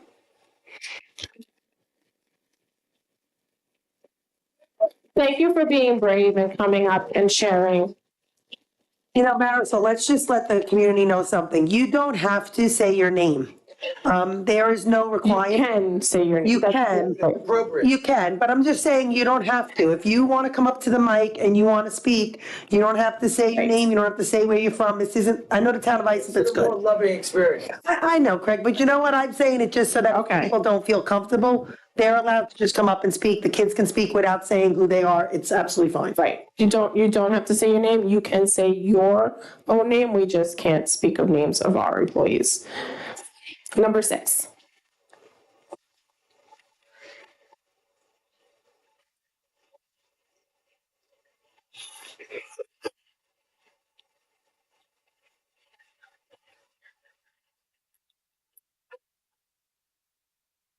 All right. So hello, everybody. I have number 5, and I am speaking. You're number 5? I'm not number 6? 6, I'm sorry. I just have something to say real quick, and then I'm going to pass it on to my daughter. This teacher is more than just a regular teacher. Her enthusiasm is infectious, her curriculum engaging, and her commitment unparalleled. My daughter had her, and she thrived that year. She gained confidence in herself and gained a love for math. She deserves to return to the classroom to the kids that want her. With that being said, I formally am requesting that my son Kyle get this teacher next year because he deserves a good teacher. What do you think? Yeah. Thank you. And then my daughter has something to say. She's also number. Go ahead. Read it. All right, she's nervous. Blakely, you want to go? Blakely's number 7. Do you want me to stay with you? Hi, I'm Blakely, and this teacher is one of the best teachers I know. And here are 3 reasons why I think she's a great teacher. 1, she always made sure we learned all of the things we need to know for the next grade.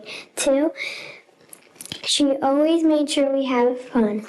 And lastly, instead of yelling at us, she made sure we knew not to do it again. Those are some reasons I think this teacher is great.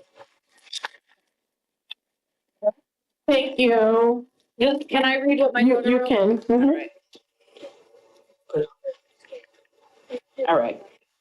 So my daughter, Emily, she said, she was one of my favorite teachers. As a 5th grader, I still look forward to coming to school every day and seeing her. Without her in school, it really isn't the same. She would make math fun even when it was hard. She also gave me a great education and prepared me for Sequest. And those are some of the reasons why I think she was a great teacher. That's it. Okay, then don't. Thank you. Thank you for sharing. Were you 6, 7, and 8, or you were just 6? Yeah, 6, 7, and 8. Number 9.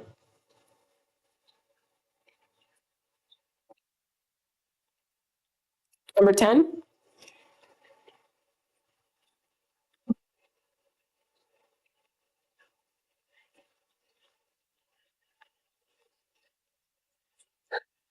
This is very, very upsetting, I have to be honest. When I moved out here, I started in that school with my sister and my brother. We all continue to go, as well as my children and now my grandchildren. All of them had her. My son, who is 28 years old, he was in her class the first year she taught. She was amazing. She was amazing then, and she's amazing now. When my 11-year-old grandson is now had her, he had her for 2 years. In the process, my daughter, his mother, passed away. She did everything for him. She made Mother's Day flowers. She made Mother's Day pictures. She did everything, including make him feel like he wasn't alone or different. Her teaching is what made these kids today want to have her more. I have neighbors who are in kindergarten and they talk about her. My grandson wanted to come tonight so he could explain to all of you how she made him feel special in both years of her classes. She's not just a teacher. She is everything to these children. And my heartache that I feel is because there is no other teacher, and I'm out here 50 years, that will be able to do what she did for these kids. And I'm asking you to please bring her back so the other kids can have the chance that my grandson did to enjoy his school years and to make him feel like he wasn't different, but he was going to be okay. Thank you.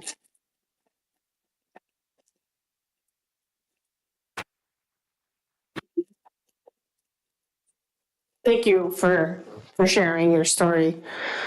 This sucks. Number 11.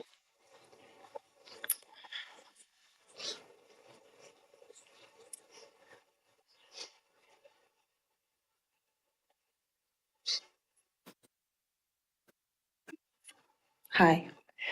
I'm definitely going to be in the minority here, so just hear me out. Just bring the mic a little closer to you. I just want to make it clear I'm not advocating for anyone to be fired or lose their pension or anything. I stand before you deeply concerned by the fact that there are individuals who find it acceptable to defend inappropriate behavior. And I have a hard time believing that anyone would defend a male who is put in this position. I'm sorry, we just don't teeter the line and just don't go into specifics on anything. It's crucial to recognize that what we are witnessing is a continuous error in judgment by this educator who appears to be relying on her students for emotional support. This individual has Hold on, I'm just going to ask that everybody just be listened to. This individual has openly discussed with parents that she is grappling with the myriad of Ma'am, I'm going to ask you, you cannot continue with saying any, you can speak and you can speak on another opinion, but you cannot speak to any details of this. Okay. Well, never in my wildest dreams have I ever imagined that I would need to ask my child, upon asking about his day at school, has any adults ever asked you to touch? I'm sorry, I'm just, we cannot.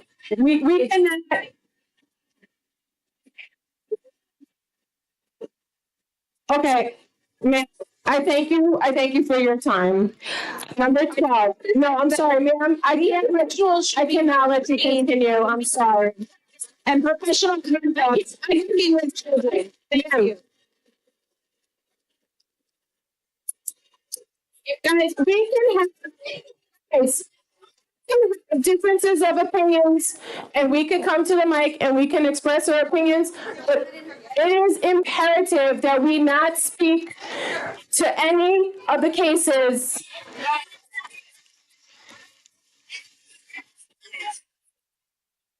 Guys, order. I need everybody to just take a deep breath. I want to hear what you all have to say. It's important for me to hear what you have to say. But it is also important that you follow the rules and the policy of the district. We cannot speak to any detail of any of the case. The person, the employee, the building, any details at all. Please just adhere to that and everything will be great. Are you number 12, sir? Yes, I am.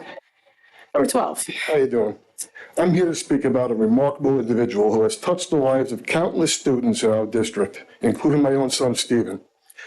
Stephen's former second grade teacher has left an indelible mark on his life and continues to be a source of inspiration and fond memories even as he progresses now currently through 8th grade. This exceptional teacher has proven to be a beacon of dedication, love, and excellence. Stephen frequently references the fantastic experiences he had in her classroom, crediting her with instilling a passion for learning that has carried him through the years. Under her guidance, Stephen not only excelled academically, but also developed a deep sense of curiosity and a love for knowledge. This teacher's loving and caring nature is unmatched.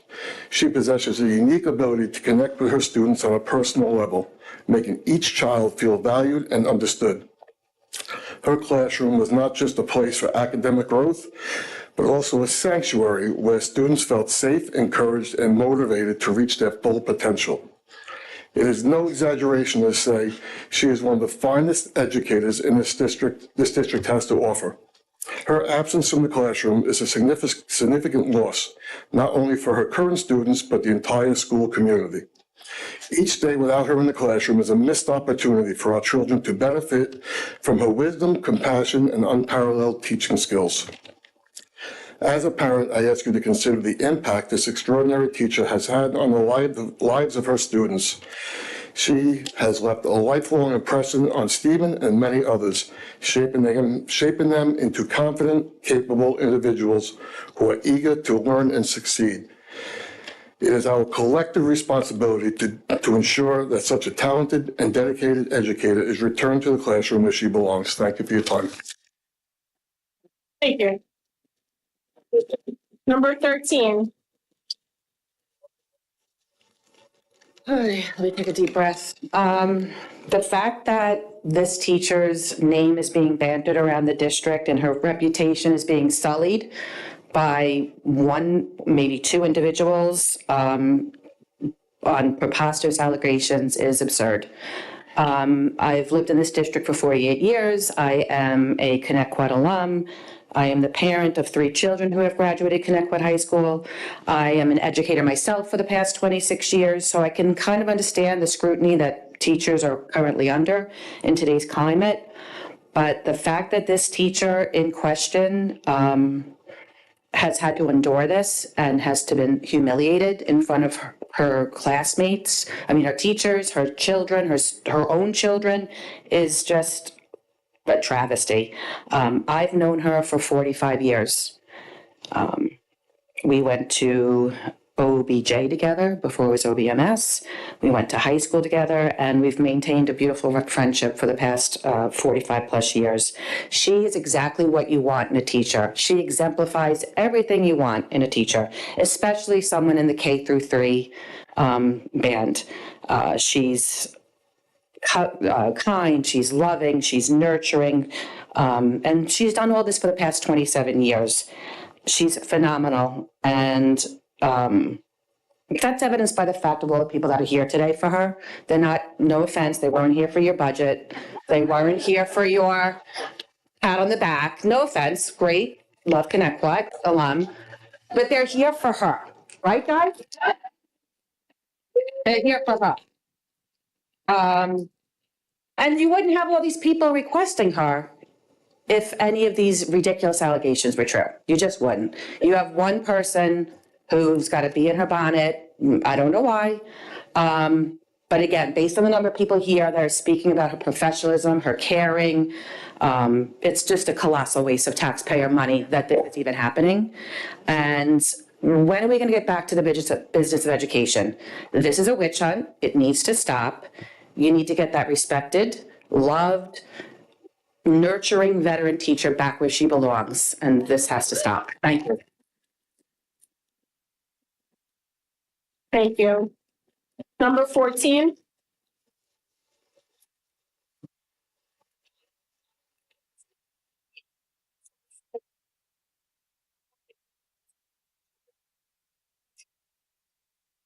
Good morning, evening, night, everything, right? Every time. Yes. Yeah, right?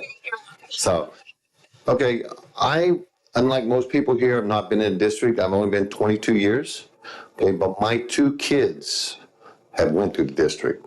Both of them was a student of this accused teacher, right? So me, myself, I'm not here for me, I'm here for my kids. So one of them has been watching, well, both of them are watching YouTube right now, watching this unfold, everything else, and they're editing what they can and can't say. It's on my phone, so if you bear with me a second. Okay, so I also have a Kyle, like the little guy, and I also have an older Emily. What was that her name? Right? So my daughter has just graduated from George Mason. Top honors, everything.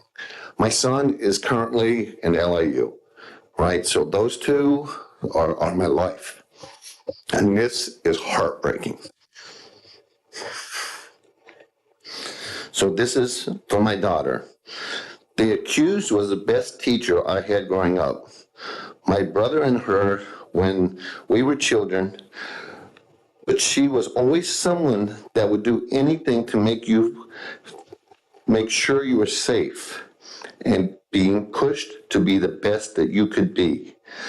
I faced issues when attending elementary school, and she was there to defend me and offer me support when I needed it. While growing up in Connecticut, we always saw her, since she has children of similar ages, and she would always greet us with kindness and want to know how we were doing.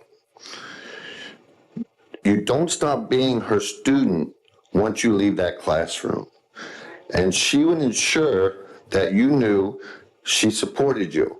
When I graduated in 2021, she was the only reason I went back to the elementary school and did the graduation walkthrough.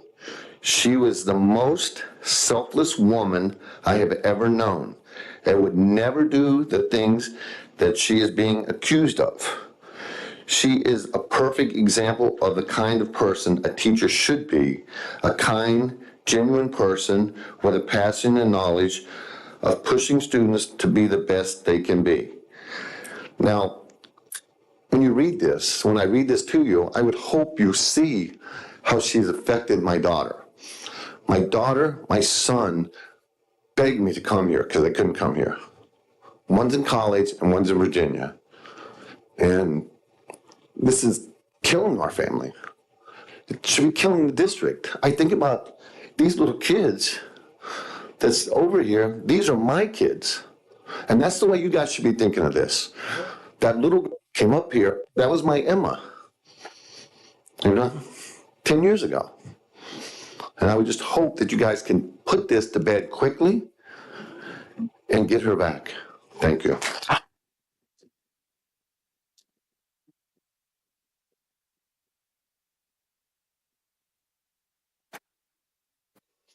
Thank you. Number 15. 16.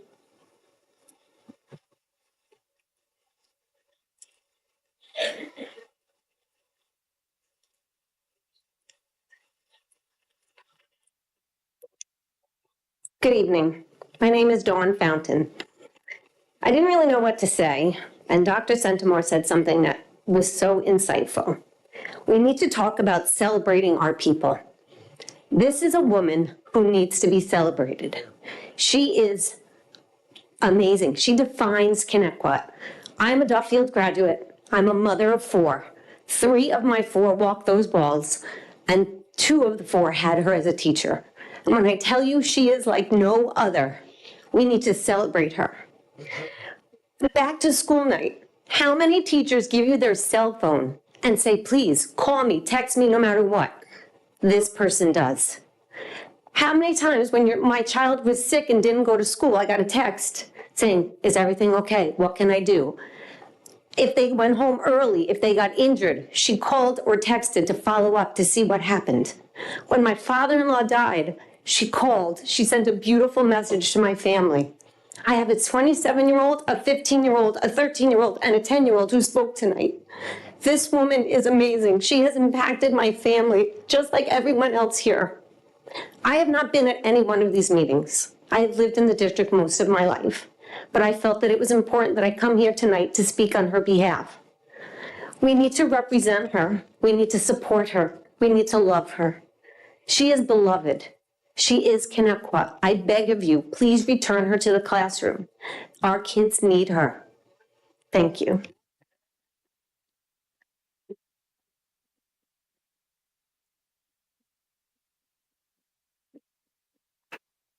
Thank you. Number 17.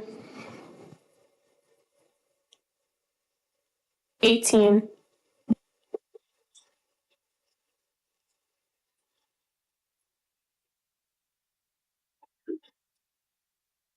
Hello all. I'd like to address this person by the innocent person, not the accuser. All right, everybody? I'd just like to start by saying, what teacher for 20 years still sends you a text message around Christmas remembering your son, giving her a cookie jar with cookies, and thanking and remembering that it's out for display for her family every year? I'd like to say I was a class mom in her room. I know what she was about. I saw what she was to the kids, how involved she was, how she engaged with them. I'd like to also say I have a special needs child who now is 25 years old and is very successful. He has owned a home, he has a great job, he is engaged, he has gone so far. If I told you when my son was in first grade, I didn't know where I was going with my son. He was going to be living with me forever. This was the foundation. This teacher was his foundation. He didn't get this way in 11th grade, 12th grade. There was a foundation. And she was one of the first teachers that engaged with him. She never made him feel different. He loved the Yankees. She embraced the Yankees with him. She made him feel so special. He could barely speak. He couldn't even do the spelling words. He couldn't handle the math. He couldn't do the comprehension reading. She never made him feel different. He always felt he was part of the class, and he really truly wasn't. He was not at the same level of all those students. His reading level was so behind. But she was the beginning foundation of his education in first grade. And he wouldn't be where he is till today. So I really wish anybody with half a decent brain would really think that a parent with a special needs child would need a woman back in the classroom like this. You have average students that are great, educated, smart, but when you have a special needs child, you want a teacher like this.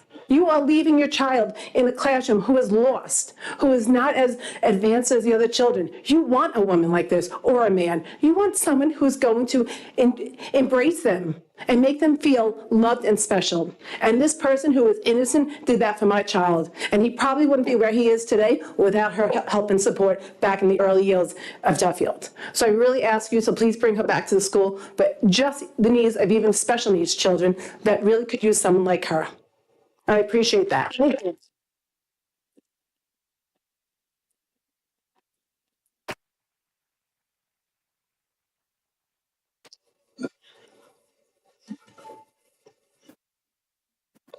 $19.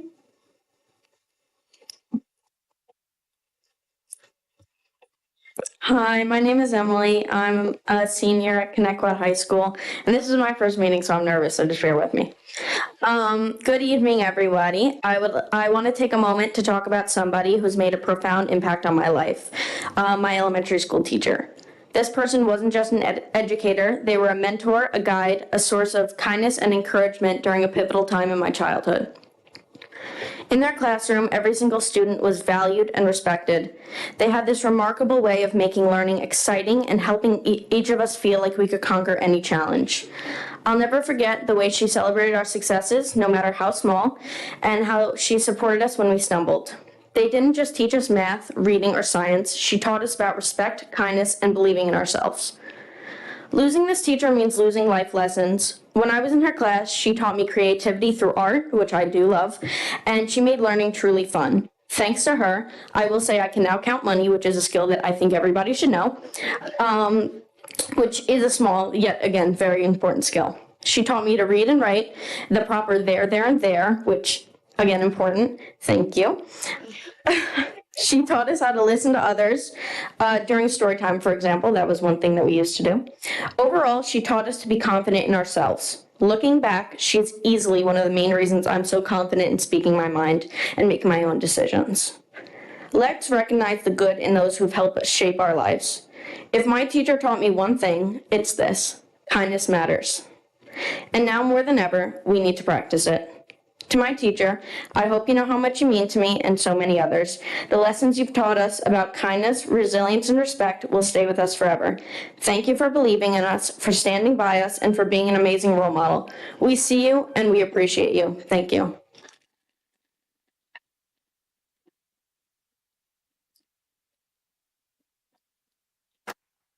Thank you. Thank you for sharing. Number 20.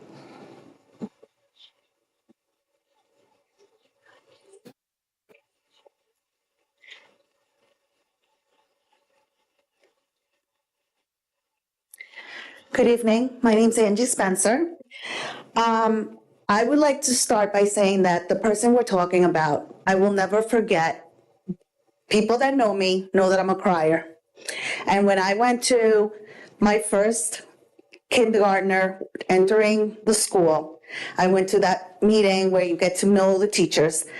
The thought of me letting my little 5-year-old go into a building that she didn't know anyone, I started crying.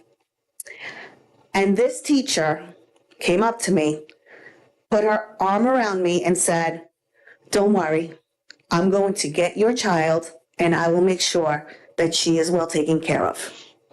And that's what she did. This child now is in 11th grade. And when I told her that I was coming here tonight to speak on behalf of this teacher, she was very upset that she couldn't make it. But she sent me this text message. This teacher was my kindergarten teacher, but she was more than just that.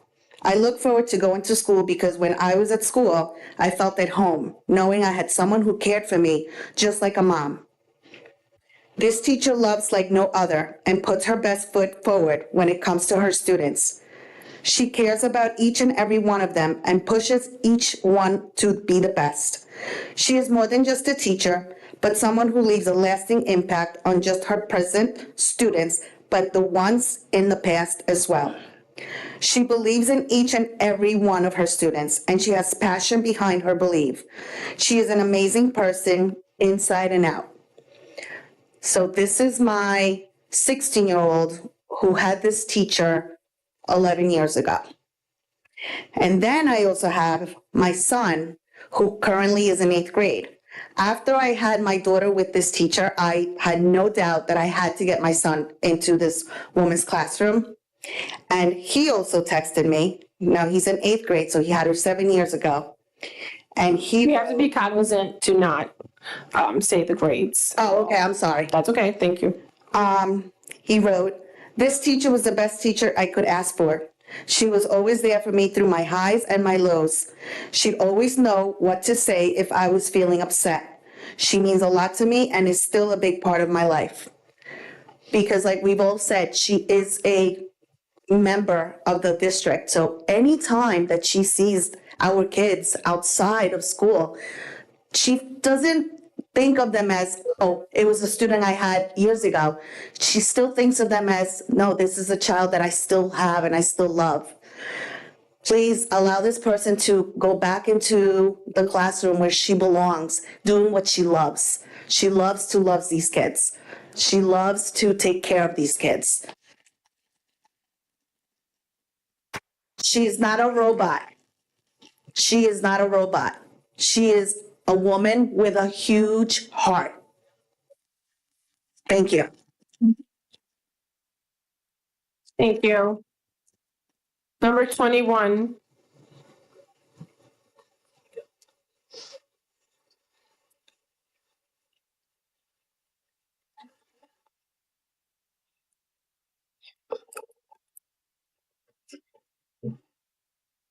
Hi, my name's Amelia.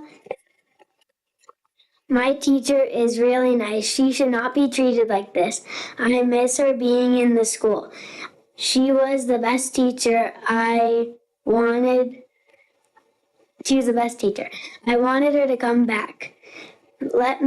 I met her at the summer program, and I was so excited to find out she was my teacher. Please bring her back. The rest of us miss her and want her. Many people and I love my teacher. Thank you, Amelia. 22.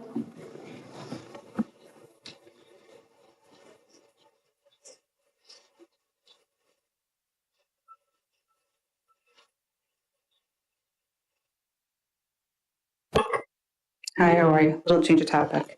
Thank you, April and Jackie, for bringing up the difference in the grades and the percentages. Definitely good information. A great way to look at that also, I'm sure Ms. Poppy's going to send you all the great stuff because she's so awesome like that. But there's a website that has all of the data archived back to, I want to say like 2002. It's data.nysed.gov, and you could look up in not only just the percentages of the testing and the passage rates and stuff like that, but it could be helpful because it looks at enrollment data, it tells you staffing data, the socioeconomic makeup of the schools and how that changes and how that affects all of us. And then even things like, I looked at one 3-year period, so like support staff, this was going back maybe like 20 years. So you had one, like in a 3-year period, you had paraprofessionals went from 147 to 120, right? That's a pretty big gap, right? So then you have to ask, like, why did that happen? Like, it's a snapshot. So do the students no longer need them? Were they moved to a different program? Did we just not have the staffing? Like, so those are all things like to consider when looking at the overall, also budgetary, like it's a good thing to look at to see, like, where are we moving with this? It shows changes in admin and higher numbers, lower numbers, all different things, and it breaks everything down into every different category. And it's from the state, so it's not a biased number. It's just the facts. That's what it is. The other thing is, is it possible that, I know like there was a lot of talk about like college applications and essay writing and stuff like that in classes. Is it possible that we could add that as a club? So kids don't have to worry about adding this class if there's a class or something, or if their teachers don't have time to help them with this type of thing. Could we maybe add that as a club? If there's a possibility, if maybe there's a budget line that we could add a club, or maybe it could be part of an existing club, I don't know, something. Maybe someone wants to take that on, just that they could meet, help walk the kids like through the application process and maybe give feedback on their essays. It's a lot, and not everybody might be able to navigate it as easily. I know that we do some stuff like teaching the kids like on Naviance and things like that, but it can be a little bit more complicated. And the prompts are there for some schools, like if you're doing like, in the main thing, but if you're applying direct to schools and stuff, there's supplemental essays and a lot of different things for different schools. So that might be some. And also I would love to see some sort of club or something starting in middle school as well, to speak to the children and the parents regarding pathways through college and technical schools and how that would lay out for their schedule. If a child would like to attend BOCES in 11th and 12th grade, sometimes you have to make sure that your child is on a particular path with their classes. Otherwise, they will have time in their schedule in 11th and 12th grade to attend a technical program because it just won't allow for it. So if you have those conversations in the earlier grades, you're able to figure out and also have those conversations with your own child because you'll be knowledgeable about it. Thank you. Right? I definitely support lowering the assessment for the seniors and our first responders. Number 23.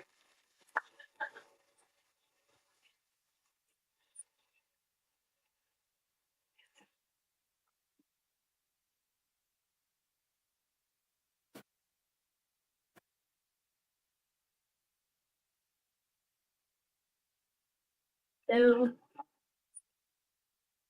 Pretty tall. So let's see if this is actually right. Okay. My name's Nikki.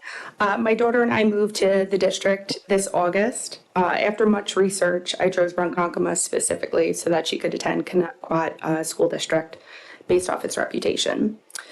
I'm here to express my deep concern regarding the current status of her teacher. As a parent, I feel compelled to respectfully advocate for her immediate reinstatement in the classroom. My daughter is currently navigating significant life changes due to her father and I divorcing and her moving from the only home, she's ever known. The transition's been challenging for her, and her teacher has been a vital source of stability and support during this time. She's created a safe and nurturing environment where my daughter feels comfortable expressing herself and learning. Losing this connection, I feel, would be detrimental to her emotional well-being. I urge the board to consider the impact that said teacher has on her students, especially those like my daughter who are facing personal difficulties at home. Reinstating her would not only benefit my child, but also the entire class that relies on her guidance and care. Thank you. Thank you. Number 24.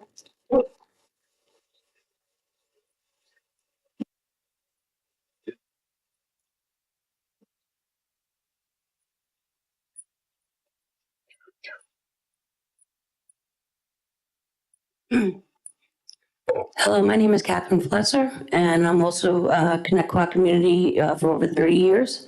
Two of my children have went through the school district. One is now 24 and the other one is 22. I actually just heard about this today, and again, I've never been here before. And when I had heard about what happened with this teacher, at first I was outraged, and then I was sad to hear that this teacher has been taken out of the classroom to not be beneficial to the children that need her. I also was a parent of divorce, and she was very nurturing and loving and caring during my divorce to my child. And I really, really hope that you guys make the right decision, which is the right decision, and bring this teacher back to the classroom. Thank you very much.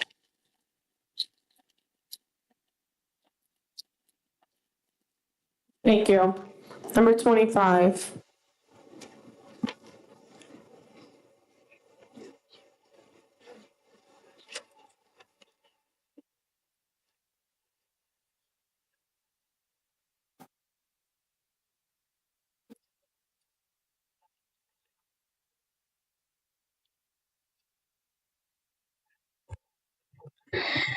My name is Samuel, and I was in her class. I wish deeply that you bring her back. She's a really warm-hearted person. She took good care of me. She made me feel special. She's a great teacher. She made school fun, and she showed creativity beyond her heart.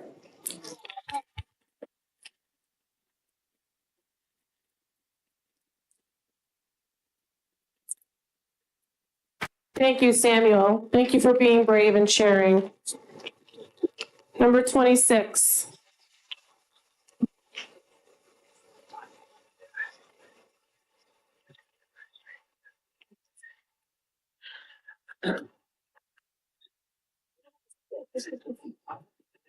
Hi, my name is Denise Usen. I'm scared. I want my teacher. Go ahead, Denise. You're doing great, baby. You got this, Denise. You want mommy to read it? You can read it. You want to? I just want my teacher back. That's all.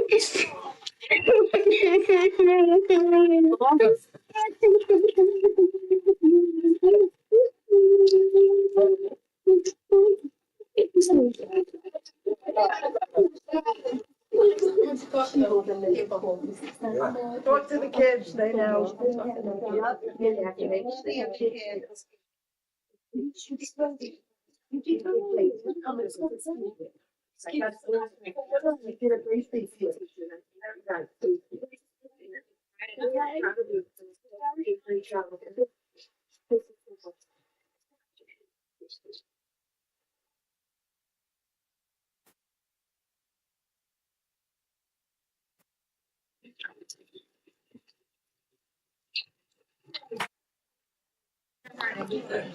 That was a tough way to end it, huh? There's no more that I'm told.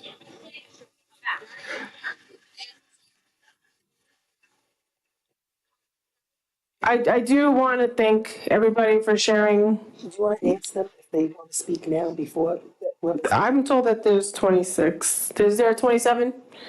Is there anybody else who wants to come to the mic before we move on? Come on down.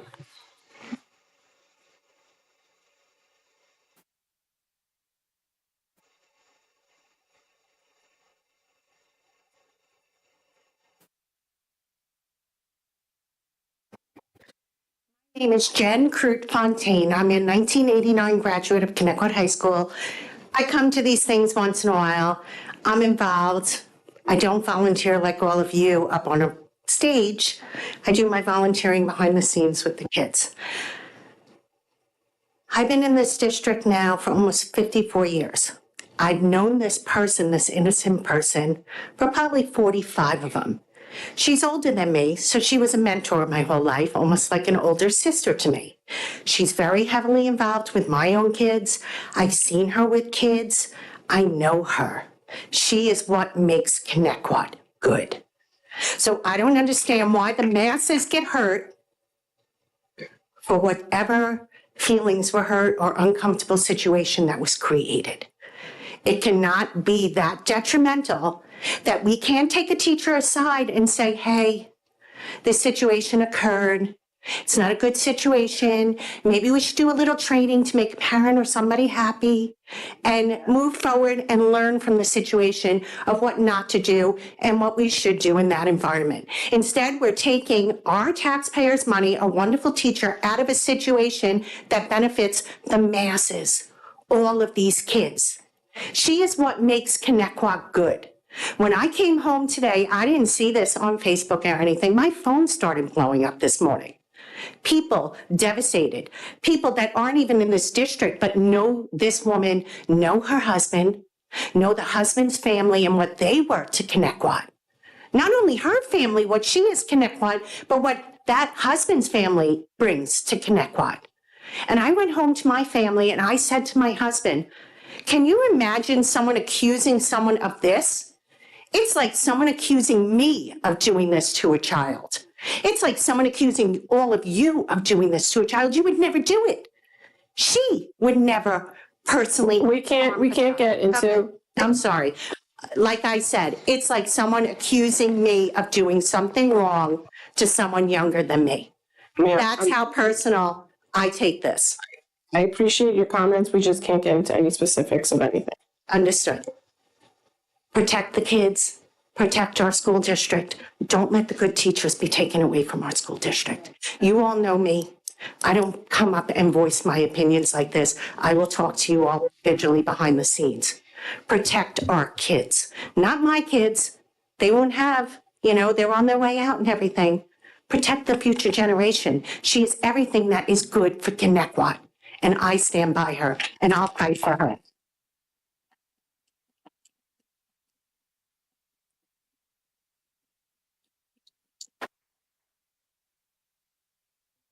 Good evening.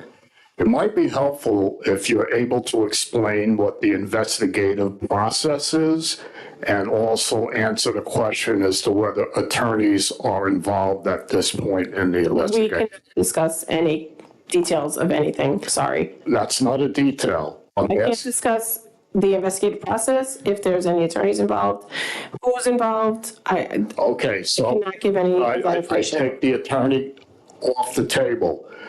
Why can you not just tell us what the investigative process is? It doesn't matter who the employee is. What is the process when an accusation is made?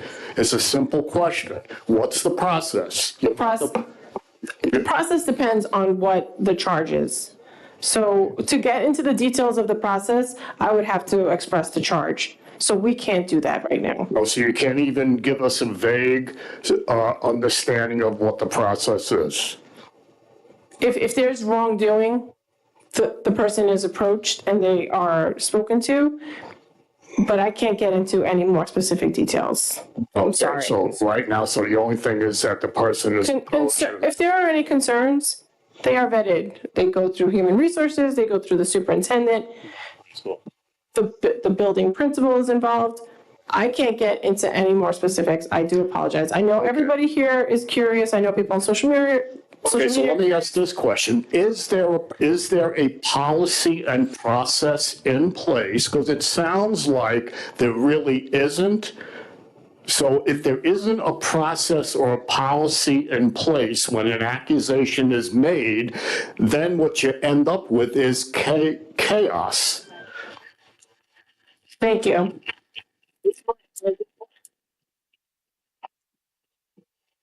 I want to thank all of you for coming and expressing. I feel the emotion, I feel the love, and I appreciate everybody coming to speak. The little kids, heartbreaking. I mean, brave to come and speak to us. Thank you.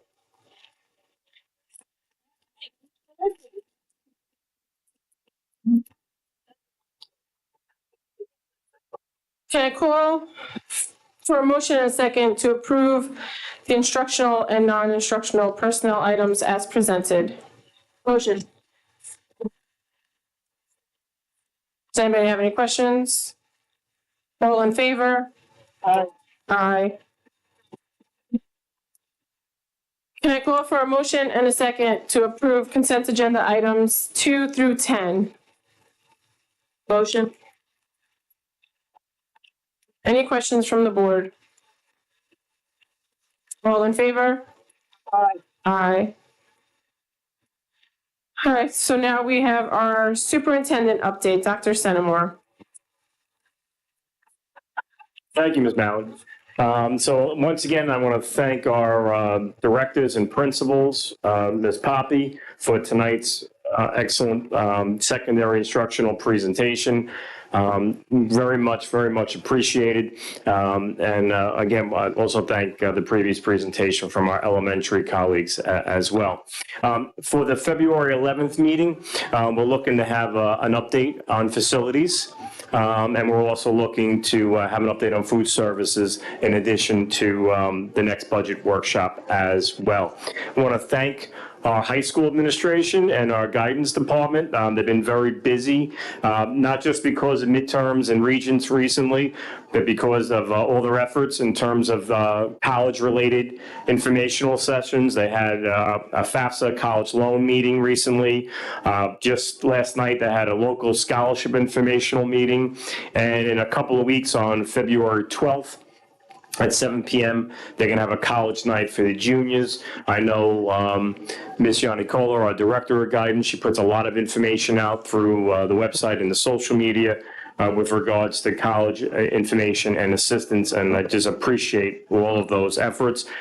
We had a nice update from one of our directors of Science and Technology, Ms. Burns. She spoke about this past weekend.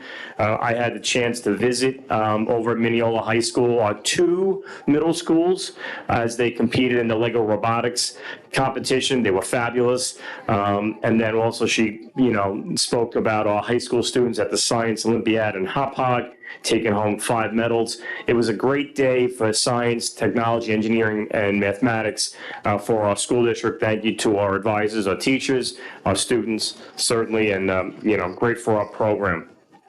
Speaking of programs, I truly believe, I'm a little biased, that Connecticut has one of the best musical and art programs anywhere. Our Ronkonkoma Middle School just recently had their musical performance of Footloose. It was a resounding success. This audience was certainly able to lose their blues. Even I was dancing in the aisle.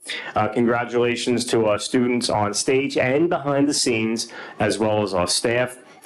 Up next, OBMS will have their musical Alice in Wonderland. That'll be on February 6th, 7th, and 8th. And then followed by the High School Musical in March, Legally Blonde. Connecticut meets Broadway. Absolutely outstanding. As our student representatives mentioned earlier, the seniors have their trip this weekend to Villa Roma. Wishing them a safe trip. Have fun, and once again, be safe. Very proud of our seniors, and thank you to all of our chaperones. Coming up in the week of February 10th is Random Acts of Kindness Week, and it culminates with P.S. I Love You Day, which also happens to be Valentine's Day, which is really neat. And thank you to our Student Services Department for help spearheading this very special week of events in our schools. Last weekend, I was able to participate in a state budget advocacy workshop at BOCES. This weekend, there's another advocacy workshop at Longwood. This is important. I mentioned this during Mr. House's budget presentation because, we want to make sure that we're advocating so, we get for Connecticut the maximum that we can from our state aid funding. You heard from our PTA Council President. We're very excited for the Harlem Wizards event, second year in a row. And I got an opportunity to do a quick little take with one of the Harlem Wizards, and you'll see it in my upcoming video that should be out within the week. And a great deal of planning goes into this with our PTA Council and our reps from across the district. I thank them. Last year's inaugural event, was a packed gymnasium. It was a beautiful thing bringing our community together.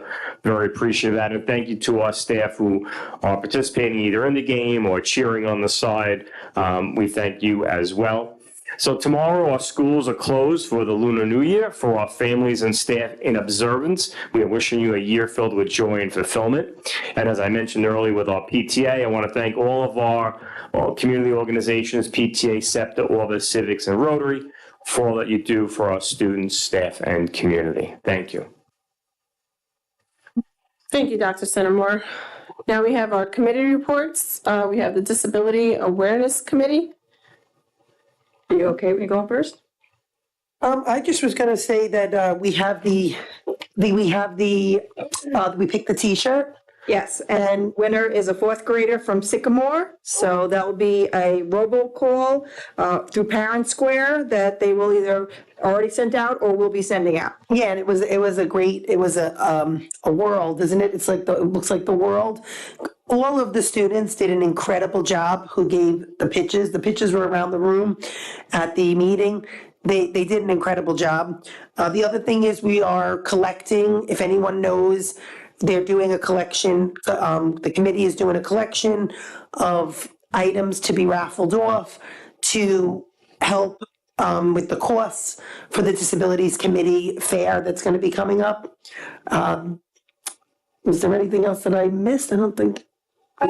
Just that for the month of March is disability awareness. So we will be celebrating 5 famous people who have disabilities. Oh, yes. And each week they will be announcing the person and their disability and why they've overcome it and became, what they are today. Yeah, they picked famous people and they kind of made them different. So one person is going to have ADHD, another person is going to be fighting autism, another person, it was dyslexia. I know that they was all different. They wanted to make sure that it was a variety. So people who had different special needs saw how much they overcame and could relate. That's about it. Cool. You guys back and forth. Awesome. Thank you. The Food Service and Nutrition Committee. Do you want me to start? Do you want to start? Okay, so one of the things that I noted was they're looking to add a pizza station at the high school, which would be amazing for the kids, give them another option. And there's going to be a guest chef day in March in all of our schools. So between the first 3 weeks, they will be rotating throughout the 10 schools in our district. So everybody will get a chance to experience our guest chef, who I'm told is interactive with the students. They tell them about the ingredients that they're engaging them to, I guess, or introducing them to, because some of these are new ingredients that they hadn't been exposed to. I know in the elementary schools at the last guest chef day, they had sweet potato chips, red cabbage chips, kale chips. At the secondary level, they had a cheesy chorizo enchilada bake. So things that kids may or may not have been exposed to, and then they could try. Yeah, we also went over our mission statement. We also discussed trying, to tie in the holidays with the food. We, looking into February for Valentine's Day and of course PS I Love You Day, they're on the same day. There's some way to bring that into the kitchen for the kids, so we discussed that. We also discussed too, a very good question was brought up that, the concern with rising costs in general of food, just don't trip on the wire. And, what do we do? We are covered. It's, maybe Bob, you can explain a little bit robust and succinct, I'm using your terminology, about that we are covered, that even though you can go to the store and the eggs are, going up and up, we're okay in the district, Yeah, I think the Food Service Management Company, Aramark, addressed that question that we had asked. Mainly, would we be affected via a supply chain or even shortages in certain products? But for the most part, because they have long-term contracts with their suppliers, for the most part, they're guaranteed a fairly steady flow of product to the schools. Thank you. And the other thing I wanted to do is, because we always see, there's always the talk about the food, the quality, my kid doesn't like it. And I know for me, one of my things is portion size. And I look at this and I say, a kid who's, taller than me, which most of them in high school they are.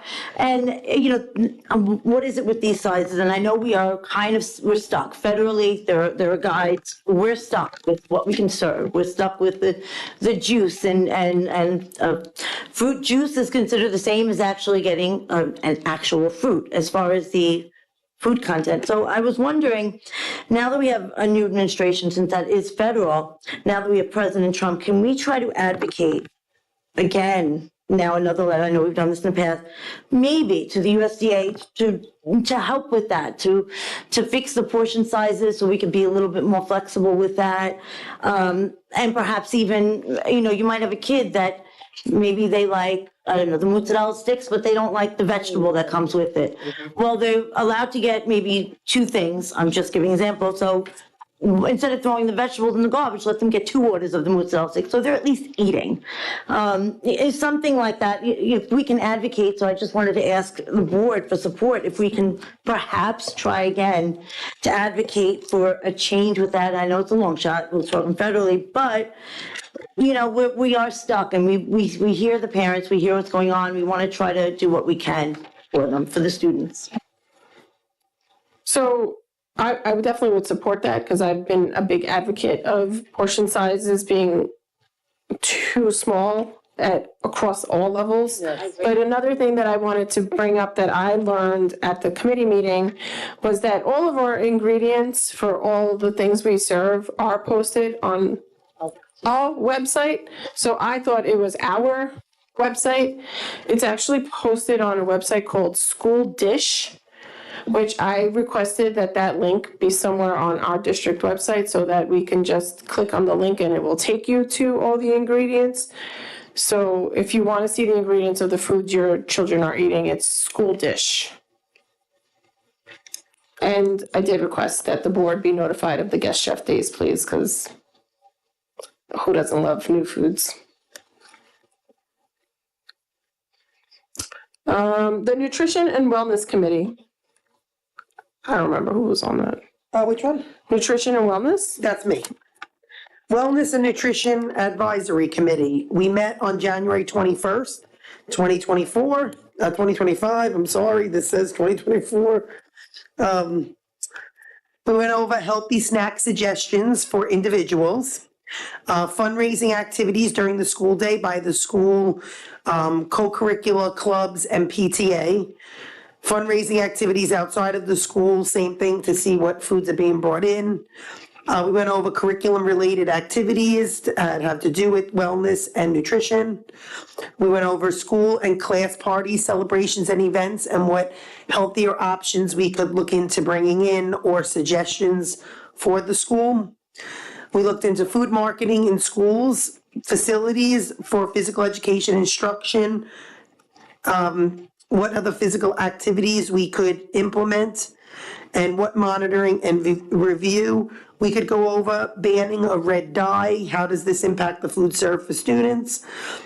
We looked into changing over things like potato chips, for instance, and trying to bring in something healthier. Mrs. Pisani was really great. She had samples there of things like coconut chips and banana chips and things like that, trying healthier snacks, making it a baked option, even though what we have already is whole grain. The baked would be a better suggestion. Also trying, like I said, these baked fruits and vegetables as an alternative. It was a very, very good experience. I'm happy to be on the committee and see where it goes. We have another meeting coming up. The bullying prevention committee? What is it? What is it? Bullying? That's me. Yeah. Oh, wait, I also wanted to say, I had the page here for it.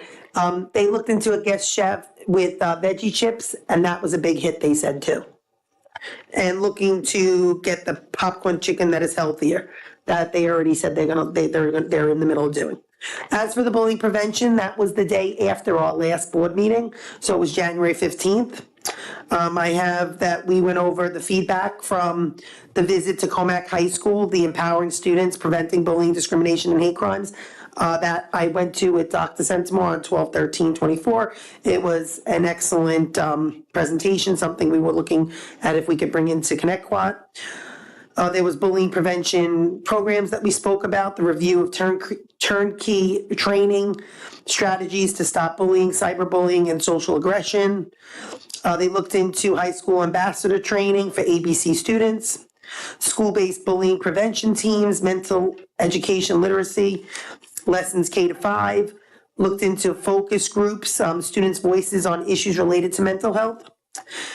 They went over the Random Acts of Kindness Week, which is going to be February 10th to the 14th. They went over Suffolk County PD Internet Safety presentations. They went over PS I Love You Day 2025 theme, A Brighter Tomorrow Begins Today.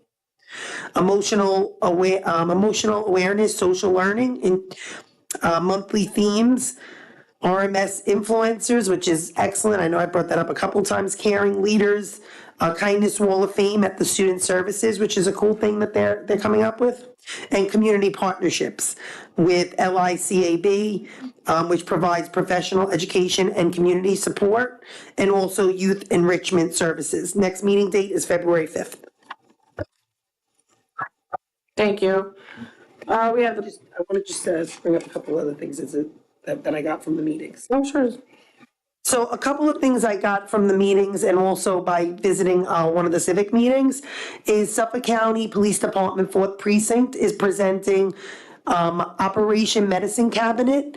They gave us these forms and said if we could, it's so for anybody who has unused or expired medication at your homes, you can bring it for your safety to dispose of it. Syringes, auto injectors, creams, liquids, everything, pills, everything can be Saturday, February 1st. It's open to everyone. It's public at the Smithtown Library in Wisconsin. That's where they're doing it. It's Saturday, February 1st, 10 to 12 p.m. The other thing that they brought up, they gave me a bunch of forms. Suffolk County Police Department is looking to partner with schools for a Law Enforcement Explorer. I actually was a Law Enforcement Explorer many moons ago from the time I was 14 to 17. It's part of Boy Scouts of America. It is an exceptional program for any child who has any interest in going into civil service, first responder, even if they're looking into going to be a fireman or EMS, because you work jointly. They do all sorts of programs. You get to, ride with police, speak to them. You get training, community service, practical experience, character development. There's all sorts of life skills and crisis intervention and laws and procedures from patrol you learn. They're looking for kids. In order to become a member, you must be within the ages of 14 and have completed 8th grade and 20 years old. To find out any more information, just contact any one of your local police departments from the 1st to the 7th precinct. They're all looking for more explorers for their program. Again, it's a great program. Thank you. Nope, go. My last one. There will be a meeting there's a meeting next month for both civics, right? I don't know for. We don't have one. Okay, there's definitely one for Greater Ronkonkoma, and I know that the Oakdale one is doing it in the Oakdale Civic is doing their meeting in March. I will give those dates at the next meeting.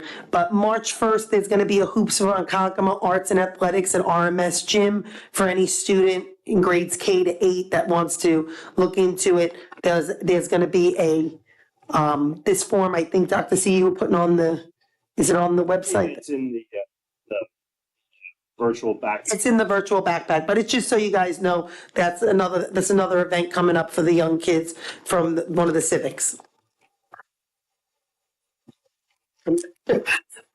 Thank you. The policy committee. We had a policy committee today. It actually was very quick. We only had to go over policy 5100 for attendance and policy 1500, public use of facilities.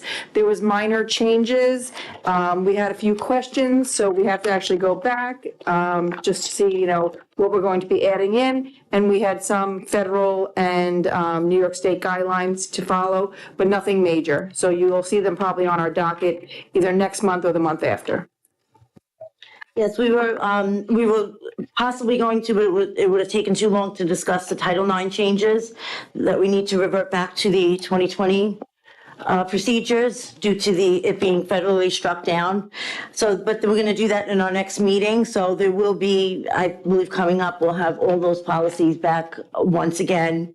So I just want to let the board know that that's coming up. We did get a nice fat binder today with all that information in it. So that's going to be coming. Great. Thank you. So moving on to Board of Ed topics, we have board budget codes. So the board has a budget for travel and conference as well as memberships and subscriptions. I think we owe Mr. Hauser the line item, right, for the budget for next year. So if the board wanted to have a conversation about it, I have the numbers here. I'm reading them off of Ms. McCarthy's email.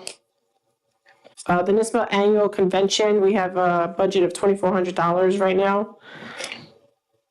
The NISBA Capital Conference, we have a budget of $2,000. NISBA conferences and workshops, we have $650. And the Scope Annual Dinner Meeting and Awards, we have $425 allotted. For the NISBA membership dues, we have $13,600. For the Nassau-Suffolk School Boards Association membership dues, we have $4,350. For ITSPA, we have $65. For Scope, it's $3,300. NISBA Policy Services is $900. And Suffolk County News subscription is $38. So I don't know if the board would like to keep the money as is or add or subtract. I think that I would leave it the way it is because we are going to more, like I went to the conference this year and it was a really great experience. And you said it was something that you might want to do next year. Me, and April just went to the mental health conference. All 5 of us, I believe, I could be wrong, but I think all 5 of us signed up for the law conference that I go to every year. Is that the one in March?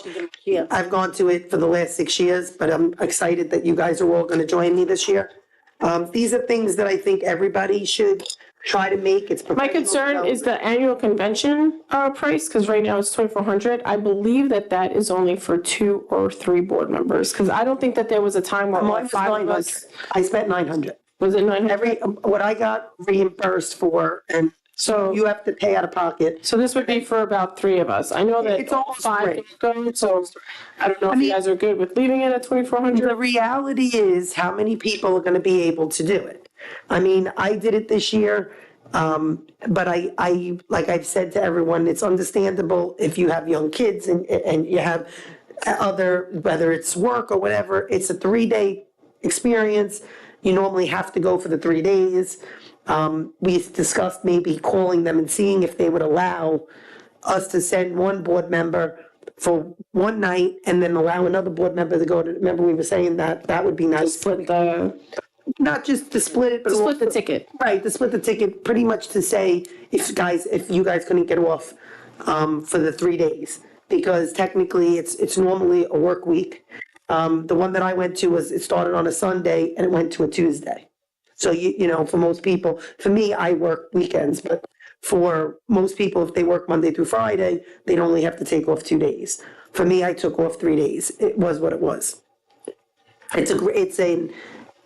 was told years ago by Miss Kennedy and Ms. Orgelis and many other board members that it was a great experience. I came back bringing all the stuff to show you guys and tell you you do learn a lot. I really do think we should at least make it for 3, so that if in the event 2 of you want to go next year, or whoever wants to go next year can, and if they don't go, it just rolls anyway, because like we've had many years where nobody went, and that money just stayed in the budget. What would it does it do for? I thought that it went into the fund balance for the following year. Yep. And it just rolls into the following year. Yes. Right, so if only you went last year, we still have some of that money left over. Right, but what we're doing, it seems like this year, which is good, is if we're going to more conferences that are local, like the one we just went to, I believe was 125. Right. The one me, you, and April went to. So that may be one that we, like I said to you guys, I've been on the board 6 years, I've never gone to that one. I didn't even know that one existed, the mental health one. That was the first time that it actually, that I recall it coming, you know, that. It might be new, because I don't remember it being offered either. Yeah, I don't remember that one. I did?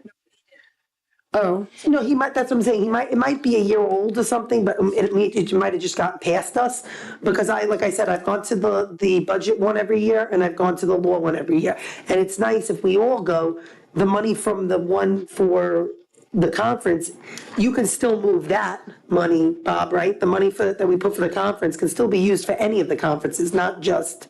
In this school year? Yes. Yeah. So even if that money, like, we used only 900, the rest of that, the funds there can be offsetting the other funds for the conferences. You understand what I'm saying? Right.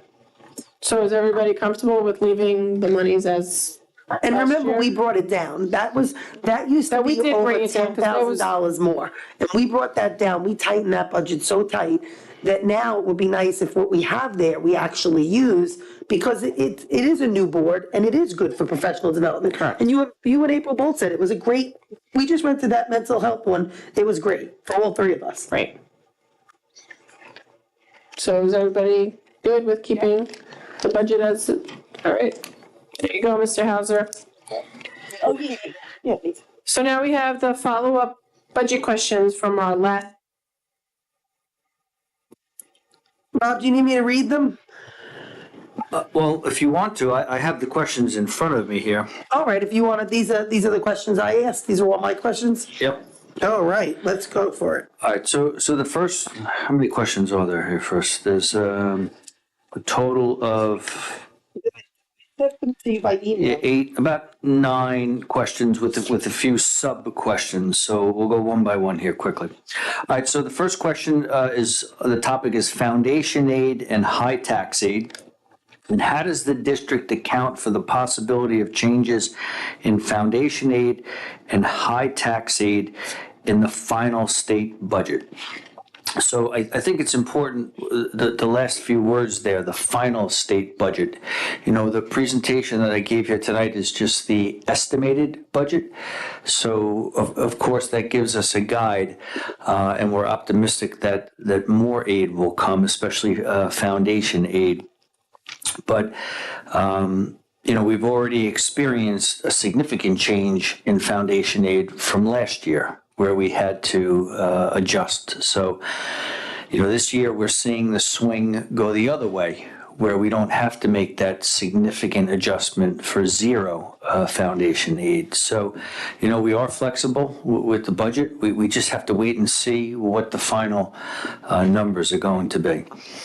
All right, the next one was, are there any contingency plans in place to address potential shortfalls in these aids? Yeah, so once again, you know, we do have some history to go back on here last year where we did experience that significant. That's why I brought it up. Yep, cut in foundation aid. And, you know, I mean, I think the board was well aware of what we did back and forth trying to make the budget work.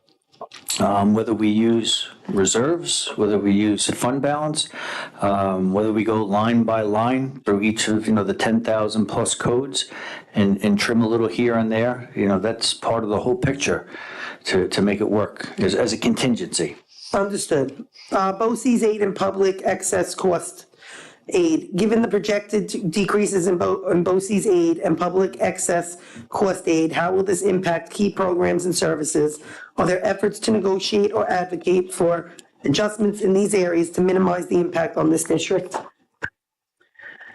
Okay, so, when we talk about BOCES aid, there's a projected decrease of about $260,000. And then when we talk about public excess cost, there's a projected decrease of about $128,000. So once again, these are projections. We don't know exactly where they're going to fall. However, they do factor into the overall budget. These are shortfalls in revenue that either have to be made up from other sources of income, tapping into reserves, tapping into fund balances, or if you can't do that, you go line item by code, and you see where you're going to make it up. Thank you. So aid variability. Historically, how much additional aid has the district received beyond projections, and how is that accounted for in budgeting strategies? Does the district engage in active advocacy, which I already know this with state representatives, to secure additional aid? So the second part, I know we are actively doing that. We did that with Alexis White. We've done it with Doug. We've been very lucky that we do have a lot of great government officials in our area in Connecticut who do advocate for us so strongly. So really just the first part, how much additional aid. So, if you go back, let's just pick 5 years, for example. We know 4 of those years. When you look at the individual aid categories, those 12 aid categories, the foundation aid being the largest one, we were, for the most part, given the 3% that save harmless, and then we had that exception with last year. So, the other categories are really expense-based aids, the expense-driven aids. So depending upon how much we actually spend, it determines how much the aid will get us. So we've had fluctuations year to year, but I don't think they've been that significant except for last year with that foundation aid in particular.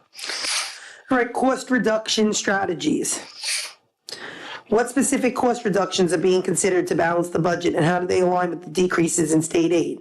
Are there program cuts or staffing changes being planned, and if so, how will they impact students and services? So once again, last year, everyone I think is well aware of the initial shortfall that we were up against and how we were going to close that gap, what the suggestions were, what the discussions were, and then in the end, what was finally decided to balance the budget. So, there's a lot of different options on the table when we look at especially 10,000 expense codes and then a number of revenue codes as to what we can do to balance a budget. And then once again, that all factors in to state aid, whether it's increasing or decreasing.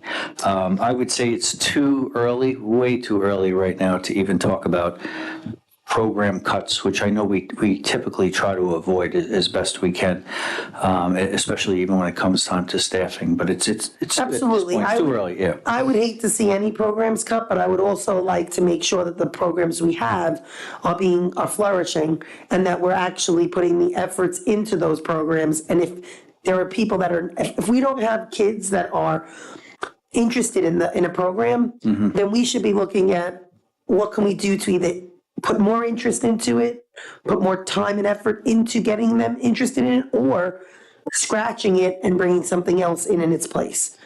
That's my opinion. I just think that we need to do that. We've been saying that for a few years now. Next was the state uses metrics to project aid. Does the district use similar methodologies to assess and plan for budgetary changes? How does the district ensure that the calculation of costs and reductions is equitable across programs and services? Over the last few years, I've advocated and been upset about sometimes there not being equity across the district. So Yeah, I mean, listen, up until last year, I think we had a good idea how the state handled state aid, especially with our district. I think that the formula, especially the foundation formula, may have gone by the wayside last year. And then this year, they had that Rockefeller study that we thought was going to, really radically change the way the state looked at different aid components. When Dr. Centimore and I reached out to a gentleman who helps guide us with state aid and asked, why the 2%? We were almost expecting zero to some extent, and his answer to us was, a $6 billion windfall on Wall Street, is what filled the state coffers. So, that's not necessarily formula based. I don't think you could call that. So, While balancing the budget, how does the district prioritize expenditures to ensure that the quality of education is maintained, especially for our high-need areas such as special education or the underfunded programs? It's the district's budget is a complicated process, and it started months ago. We just finished up meeting with every single department, every single building, director, building principal, department head.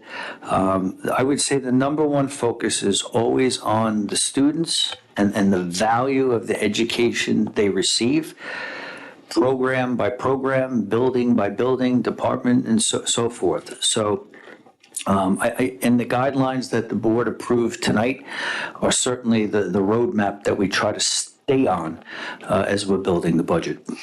Okay. Broader fiscal responsibility and transparency, community engagement. How can this district improve transparency and involve the community in understanding the challenges with state aid and the budgeting process? Are there opportunities for stakeholders, including the parents and educators, to provide input on which areas to prioritize for funding or reductions? I know we've spoken about having a committee, but we never moved on it. So what are we doing to make sure that their voices are heard as well? Yeah, so, I think in the interest of transparency, when we do these presentations, every board meeting from the last one through till the budget hearing in May, we try to put out as much useful information as we possibly can to the community so that it's out there, even if it's on the website, although we're trying to explain it in public. In the time I've been here, the 4 years that I've been here, we haven't necessarily sought community input on a committee basis. And like you said, I know that idea has been floated. I think if we're going to go down that road, it may be wise to do that, say, in the summer. Like get that committee started early rather than, say, jumping in right now. That's just a suggestion and an idea to try to get more input from the. I absolutely agree. And like I had said, I wanted to see a committee be formed, but I also wanted it to then, what they brought forward, it to actually be heard. Because I know from the past, that was not the case. They brought things forward and nothing was ever taken off of it. That was before your time, before my time. Yeah, the challenge with that is that, I said earlier, 70% of a budget is personnel. And so, those type of committees in other districts, they're advisory committees. And I think the frustration happens when those committees put months and months and months of work together with proposals, and then they don't come to fruition. It's the advisory piece that gets people frustrated, and it's also the fact that 70% of the budget is personnel related in terms of the biggest impacts. I got just two more. What steps, long-term planning, what steps is the district taking to ensure financial sustainability in the event of continued aid variability in the future years? Are there any plans to increase local revenue or seek alternative funding sources to reduce reliance on fluctuating state aid? I mean, we're seeing this year, we saw it last year. Well, last year, I'm happy to see that they gave us, we're so far at 2%, and then they started at 0 last year. It's still not something that we are aware of, long-term planning, what we have ahead. Yeah. You know, when the board approved the budget guidelines, there's an addendum. You all have it's either orange or a cream color. Yes. There's a spreadsheet in the back, which is a multi-year projected figures. It's not easy trying to project out when you have revenue that's not certain. And then you also have expenses, costs that we saw on a slide earlier with the CPI, where I think in 21, 22, you know, we all experience this, even personally. Prices shot up. You know, the graph showed 8%. I'm sure we all experience individual items even more so. And we get that here, you know, whether it be the price of fuel to operate a school bus, the price of parts on school buses, or even food in the cafeteria. You know, we don't know sometimes what things are going to look like down the road. So we do the best we can. That's one of the reasons why, you know, that 4% fund balance tends to be important. It can smooth out those valleys, you know, sometimes when you can tap into the fund balance because you have it. Well, also, I think that I had brought up last year, I don't know if you remember, that other districts, some districts do, they start a little bit sooner. We had this discussion where some start in October, some start in December, some start in January. I still would like to start looking into starting a little bit sooner. I understand that we won't have the numbers, but even if we just get set up and start looking at what we already have, where we can start to tighten each year, maybe we can, before we even get any of the numbers, already bring the budget down some. You know, it's something I would like to look into. There was one other question I had, and that was the comparison with similar districts. How does our district's approach to managing state aid fluctuations compare to other similar districts? Are there best practices we could adopt from somewhere else? Yeah, so, you know, we had our neighbors, some of them, you know, prior to this year received that Save Harmless, you know, and others did not. Others, maybe, I'm thinking of a good example of a district, say Brentwood, that's had a significant increase in enrollment, you know, and it got a windfall of foundation aid that was owed to them from prior years. So it's difficult to compare us to every neighboring district. We tend to have to look at districts that are our size, enrollment-wise, built a number of buildings, wise and all, to get an idea. And I think if you look at them, we're all in a similar situation here. It's not that we're any different what we're up against. Thank you. I appreciate you answering my questions from last time. You're welcome. I had a few, I had emailed a few questions, only 3 questions, to Dr. Sentimore, and I believe we forwarded them on to you. So my questions were, and because I haven't seen this until now, that was on the presentation about the debt service schedule. So I'm not sure if this question can be answered from this chart, but how much of our debt will need to be paid down? Is that found on this chart? Okay, so if we can look at that, everyone has a copy of that. I think it's the last page or second to last page of the handout. So when you say how much of our debt will need to be paid down, so my answer to that question is that's a year by year question. So when you look at that line that I highlighted in yellow, it's showing how much of the outstanding debt actually has to be, those words, paid down. If you look below that yellow line, those are the outstanding payments that have to be made in future years. So each, like, if you look at that first column, that $8,350,000 bond, although in the upcoming school year, we're going to make a $693,000 pay down, I'll say, if you look at all the payments below it, those are future pay downs that have to be made on that loan. So, and then if you go column by column, you can see, you know, and we'd have to add up all those numbers to see what the district's, you know, outstanding debt would be. I want to make sure that I understand that. And I can get you, just so you know, I can get you that in Excel if it's better for, okay, sorry. I love Excel. Another question that I have is, What is the health insurance increase expected to be? Maybe you don't have that now, but do you have any idea of what it's expected to be? Yep, so we just were advised about a month, just before the first of the year, we got the NYSHIP increases. So for the most part, for active employees, the increases were minimal, almost very close to 0%. We did see an uptick in the retiree health insurance. But it was all less than 10%. For the most part, very close to 1%. The only thing with the health insurance is they are on a calendar year. So their rate increases are January, whereas we tend to go, on a school year. So for the most part right now, for this calendar year, we're being told that the increases are minimal. The concern with the budget we're working on right now is January 1, 2026. That's what we don't know what that's going to be. We're being told to still estimate 10% because how can a health insurance company sustain minimal increases with all the cost of these medical treatments and all going up? Okay, thank you. My last question, are we looking to float another bond?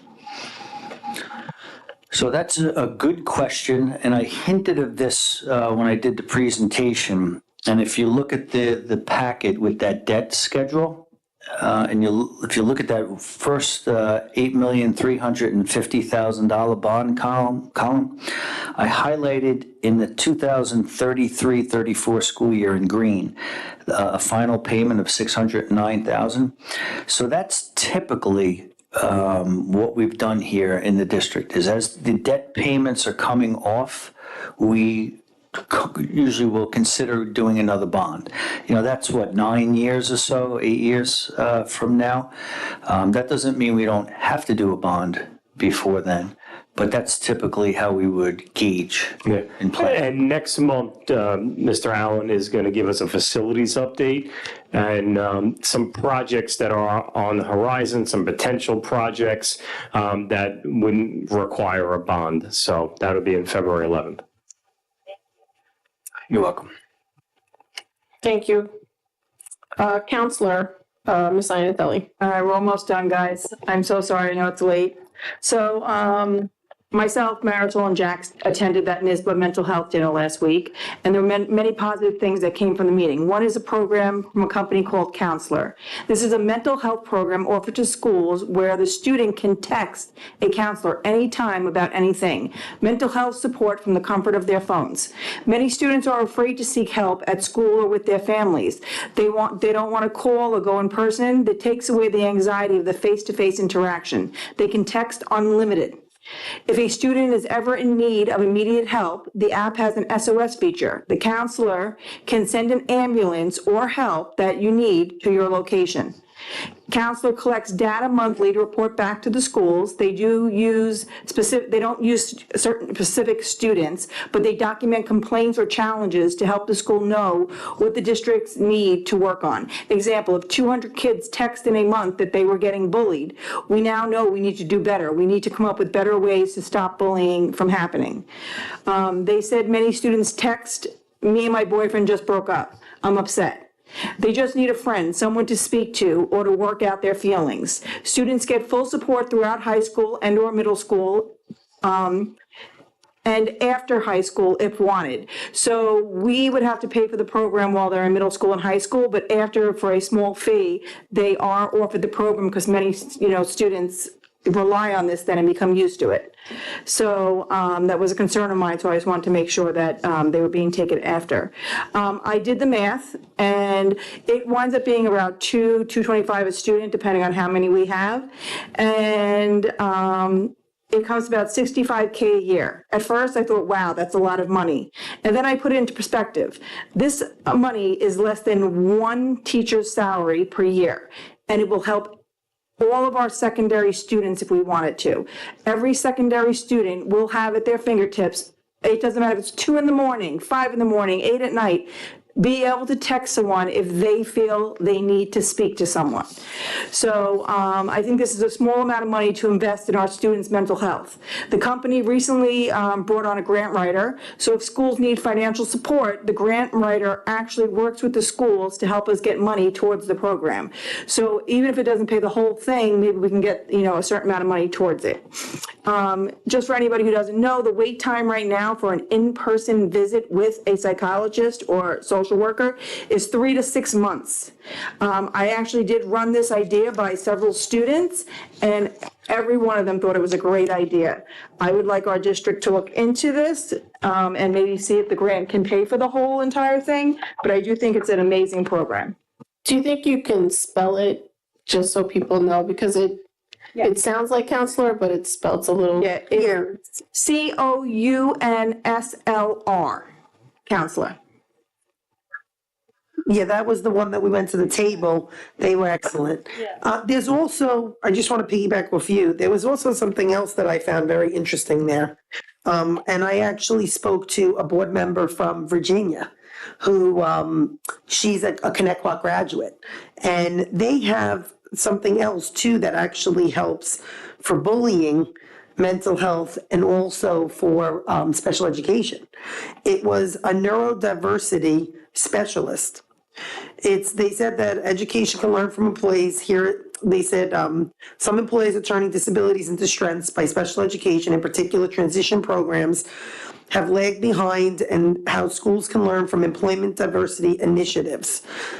They said that although they would not argue that the employment side has been mostly focused on those who have STEM strengths, they said that this neurodiversity is an emerging trend in special education and mental health that emphasizes helping students learn to maximize their strengths rather than focus on their weaknesses. There's research to show that creating a neurodiversity-oriented approach with its focus on student strengths and positive teacher expectations can improve educational outcomes and reduce anxiety and bullying. I mean, it was something that I thought was, I have a whole email from them because I wrote them and they wrote me back. I'm going to forward it to you. I'll forward it to the whole board. It's actually, it shows you like state assessment data. It was showing disruptive behavior by some students and how chronic absenteeism and their kids' grades, all of this was helped by going upon this approach. So I thought that was also interesting when we were going table to table. Okay, we'll take a look at both the counselor and that neurodiversity. Thank you. Camera project, driver's ed, Ms. Iannatelli. So back in June of last school year, we had a meeting for the transportation department, and we get funds through the camera project. I wanted to know if the funds can go towards decreasing the cost of our driver's ed program through the school. Bob, can you please advise? Yes. So I'm just going to back up and quickly go forward then. So we were scheduled to receive 3 payments from Suffolk County for the monies, not all the monies, a very small portion of the monies collected by the stop arm camera tickets, whenever someone passes a stop school bus and the red lights are flashing and the stop arm camera is out. We only received 2 payments from the county. One was about $28,000 and the other was about $30,000. I'm not sure if the change in the Suffolk County Executive's office, I believe that happened January 1st, but we have not been able to find out what's going on with our 3rd payment. We were supposed to get this 3rd payment back in August. Somewhere around the $30,000 range as well. So right now we're sitting with a balance of the 1st payment, and then we have most of the 2nd payment still sitting in the grant fund. Per the attorney, we are allowed to use some of those funds to offset the cost of driver ed program. And that program is usually divided into 2 parts, the lecture part and then the actual physical, the driving part, which our students contribute towards the cost of. So yes, the answer to your question is yes, we can use some of those funds. Right now, we only know what 2 of those payments, less our expenditures to date, is sitting in the account. We cannot get an answer on why we're 6 months or so behind on that, receiving that third payment. I would like to have something in place by the end of this year so that we can start in September with that discounted price. Okay, thank you. Yep. Done. Well, what's interesting about that is that the money would change from year to year depending on how much you get from, because it's based on how many tickets are given out, correct? Well, not necessarily. It's also based on enrollment in a district. A district's enrollment plays a role in the amount of money. I will So eventually you would get the same amount of money on the that was camera project, regardless of how many tickets are handed out? correct. It's a small, the $30,000 payment, let's say all total, for argument's sake, all 3 payments totaled $100,000. Okay. I think in the past I've provided you, it's a graph. It shows you the streets and the stops that are the most popular within our school district and the total number of tickets. Those tickets, I believe, are $250 just for the first offense. There's a scale that it goes up even more. So the monies collected by the county and the state are far greater than the $100,000 that was promised. So I didn't know if we got a percentage of the ticket money or we just get a flat. It's a flat number, and it doesn't go back to when the program started. It was just this 3-year period where the county agreed to give us some monies. Understood. Yeah. Thank you. Did you have something, Chip? I was just talking about this one, but we can talk about him. We're advocating for a speaker that we heard. Wade, you're moving along.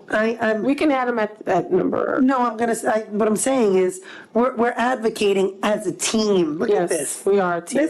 This man brought us together he brought us together. Oh, wait, you're coming up. Hold on, you're jumping ahead for. How did I come up? Oh, mental health conference. It's on here. Oh, is it on there? Oh, you know why? I apologize. Look, it's not on mine. I think these were added. I lied to you guys. So can I just see that really fast? These were added after. So I have Footloose now from Miss DiLorenzo. Oh, good. You know what? I don't even know what this is, so yeah. So I know Dr. C touched on, of course, Footloose earlier, and I have to, as somebody that I love to be on stage myself. In fact, this stage was the first one that I was on in the district here at Sycamore. And I just, real quick, a huge shout out to the kids on the stage, the kids behind the scenes, the staff, everybody that put that together. Love the 80s music, of course, but it was just incredible. The talent, they were so much fun to watch. If I wasn't sitting right by the front, I might have been dancing, but I would have been too distracting to people behind me. Fabulous job to all those kids, and I am definitely looking forward to the other schools' performances. Great job, everyone. Yeah, I have to piggyback you that Footloose was amazing, and it was so funny because I got to sit right behind Bob. Yeah, Bob. It was a great show. The kids did an incredible job. And you know what I loved? That there were teachers that got involved, and they were part of the play. And to the teachers that run the play, to the cast, the crew, stage crew, they all did such an incredible job. It was a fabulous show.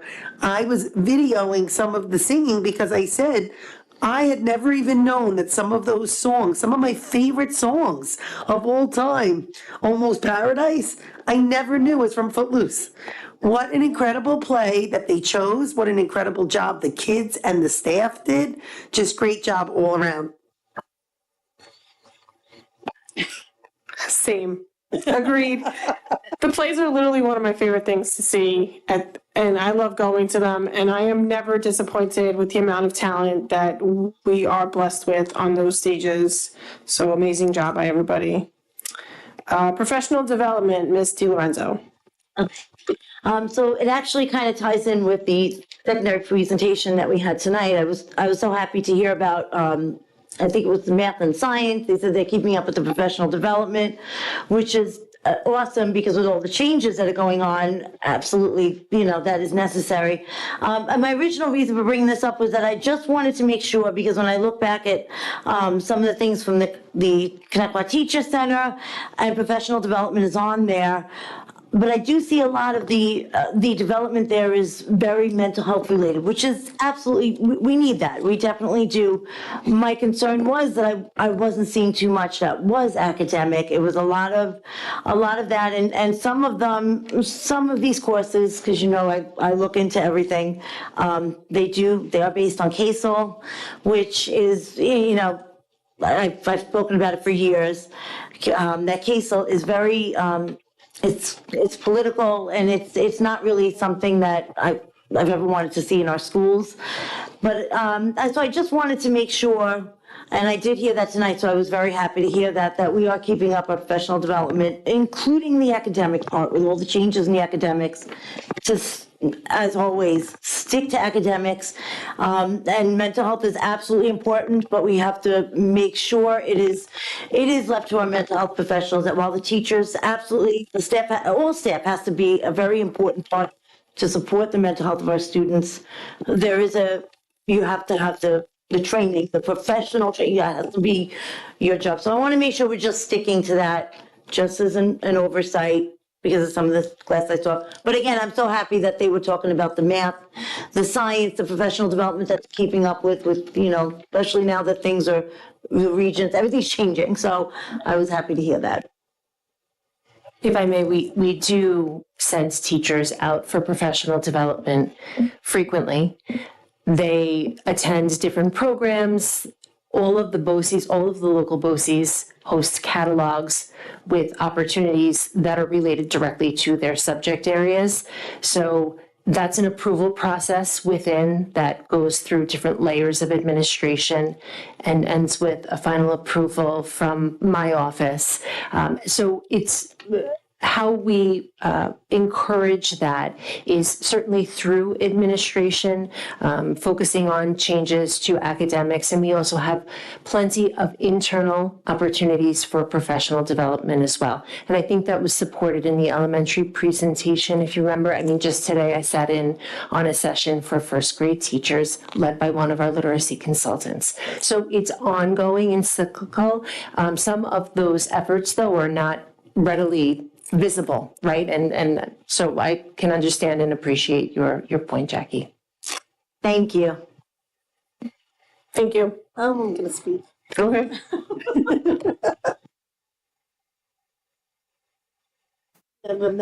No, you're not next. No, I'm not next? Nope. No, I'm still not. Adult education classes, Ms. DiLorenzo. I hate being left for last. You're last. I decided.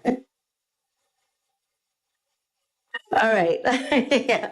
I wanted to bring up this, which I saw from one of our prior board members, which I thought was very interesting. And I know that there's some of the talk was that it might have not been a good idea fiscally, but I just wanted to revisit the possibility of doing the adult education classes in our buildings. Our buildings they belong to the community, even the adults, that they don't have children in the school. And I did notice that Sayville is doing things. They have things like, I'm sorry, it's very small on here. Beginner mahjong, they have intermediate volleyball, ballroom dance. And then they even had, I thought I saw, what did I see here? They have yoga, they have all different, they even have pickleball. So that would be great for Reza. But they really, I said, maybe we could do maybe we could look into that again, or maybe just reach out to Sayville. And maybe we have 10 buildings. Maybe we can look into that. Maybe that can be a good fiscal piece to help us, to help our taxpayers, maybe as some sort of, revenue for us. So just something to possibly look into. It looks like Sayville's doing something, which looks pretty cool. And now, I'm so excited. The mental health You can conference. finally talk about him. Go ahead. Ms. Napolitano. I love this man. I just want to say that I'm going to thank the board and the community for allowing us to go to this mental health conference, because it really was an incredible experience. We had a speaker, the keynote speaker there, John Paul Gonzalez, was incredible. I can't speak higher about him. Incredible. He does an all-in slogan. It's not a slogan, it's a lifestyle.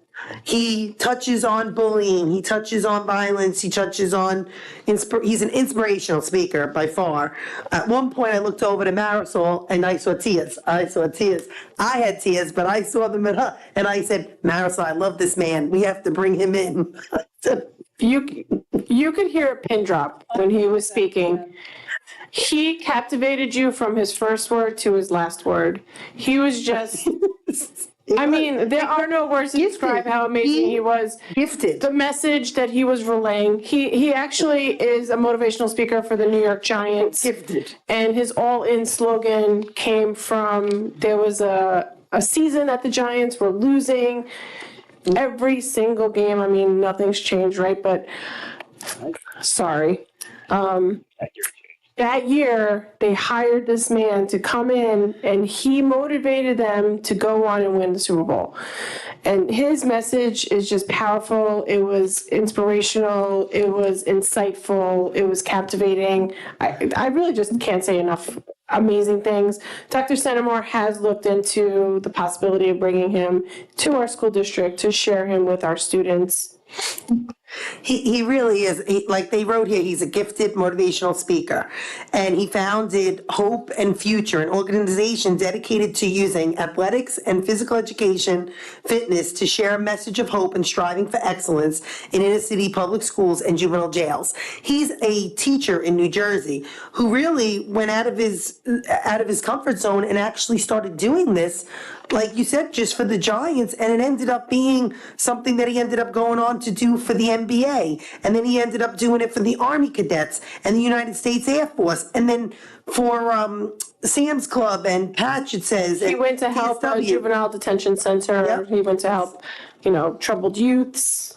He really, honest to God, I actually made a joke with Marisol, and I made a joke with Marisol and April and said, bring him in, he can be our retreat speaker. He was that good.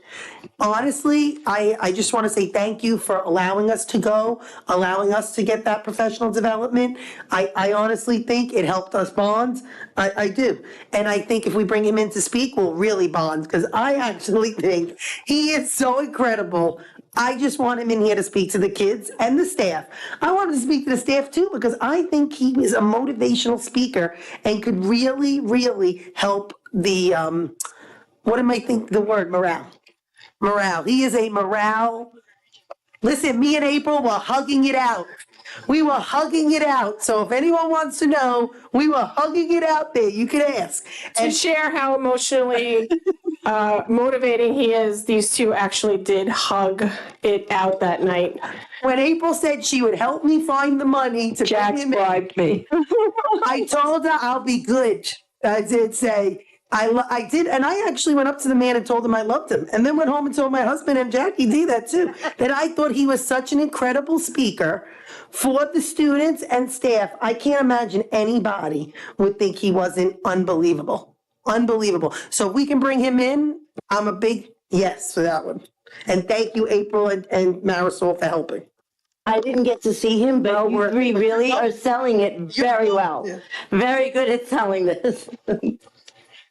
So that's all our Board of Ed topics, but I do want to share one more thing with the community.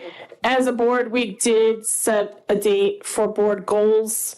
Our board goals will be February 25th at 6:30. So if anybody wants to mark their calendars, February 25th. Thank you for that. I will now open the floor for the open public comment portion of the agenda. I will call individuals forward one at a time. Please wait for my acknowledgement before stepping up to the podium. You should have received a number card from security on your way in. If you have not, please see a security guard in the back of the room. Any person wishing to address the board shall address the board president. Comments should be kept as brief as possible and relate to school matters only. Each person will be limited to 3 minutes for one or more topics. Individual employees, parents, or children should not be identified by name, title, position, grade, or building. The use of foul language and threatening comments will not be tolerated, and the board will consider a recess until order is restored. In accordance with policy 1230, the public comment will not exceed 30 minutes. If there are additional persons wishing to speak, the board may consider a motion to extend the time. Number 1.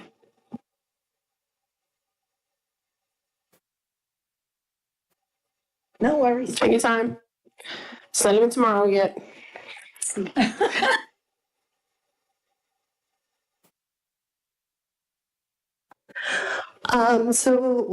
the budget, you just talked about variable expenditures and like things that you don't know are coming, that you have fund balances or reserves for. We have an approximately $300,000 expenditure this year if things don't go the district's way. In my mind, it would make sense to put that into the budget. And then if we don't need to spend it, you can divert the money elsewhere, as opposed to April, May, when it's too late to find new sources for that money to say, okay, now we have to spend this. Where do we take it from? So do you account for things like that? And if it's not clear what I'm talking about, I can say what I'm talking about, the mascot lawsuit. Is that your only question? Okay. Well, I won't ask any specifics, but I guess you're talking about more of an anticipated expenditure. Yeah, what if we do have to, what if the lawsuit doesn't go our way? Or what if we have to pay that money now? So if you don't have that built into the budget, in April, May, when you're already trying to figure out where to take money from in order to save programs, to save teachers, now you have that additional expense. For the most part, as much as we try to build a 100% line item by line item, expense by expense budget, we don't have a crystal ball that tells us what's happening down in the future. So we always build in some room for unanticipated expenditures, something just maybe what you're referring to there. So we're always prepared to deal with and handle certain expenditures that come up. I'm not so sure that we would put that in the budget without an attorney's opinion, I guess, is where I'm going here. Usually if an attorney would tell us, look, this is reasonably possible that it's going to happen, that would more or less be a trigger to put it in the budget. And they are often asked, the attorneys by the auditors, is it probable? Is it reasonably possible? Or is it just remotely not a possibility? So that's the factual data we would be looking for to actually put something in the budget or not. But for the most part, we are prepared if certain certain unanticipated expenditures do arise. You're welcome. Thank you. Number 2.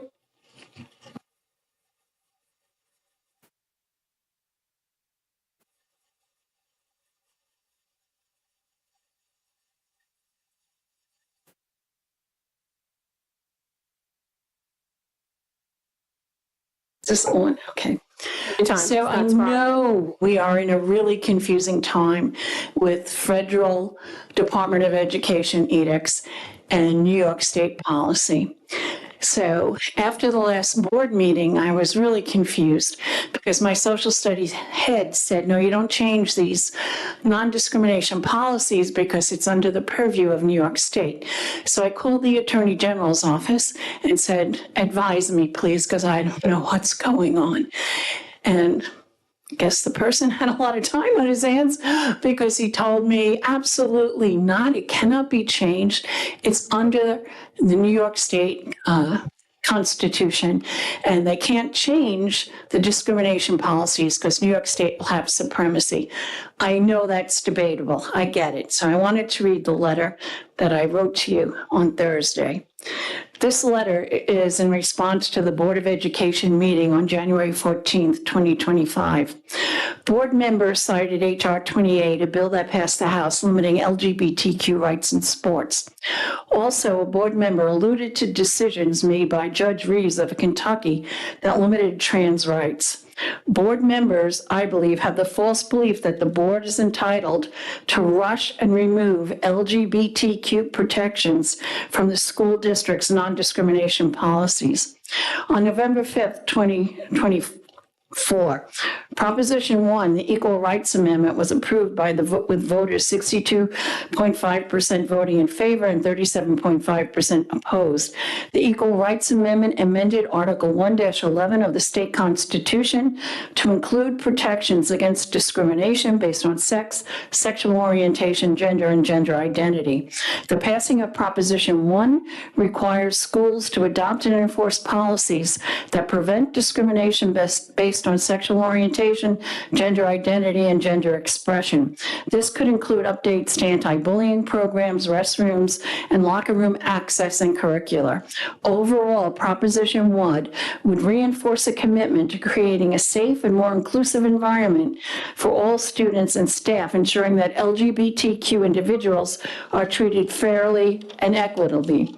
On January 9, Judge Reeves of Kentucky ruled in favor of restricting civil rights of LGBTQ students. The contradiction between Proposition 1, HR 28, and Judge Reeves' ruling prompted me to seek clarity. I spoke with the New York State Attorney General's office on January 21st.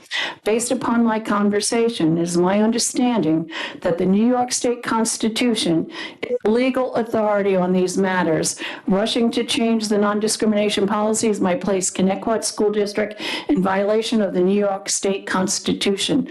Fiscal responsibility dictates that Connecticut School District's non-discrimination policies should remain untouched until the legal battles between federal and state are resolved. Thank you. Thank you for sharing. Is there anyone else that wishes?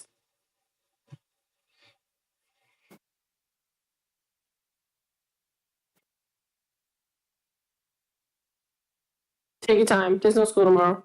I work, if you want to know.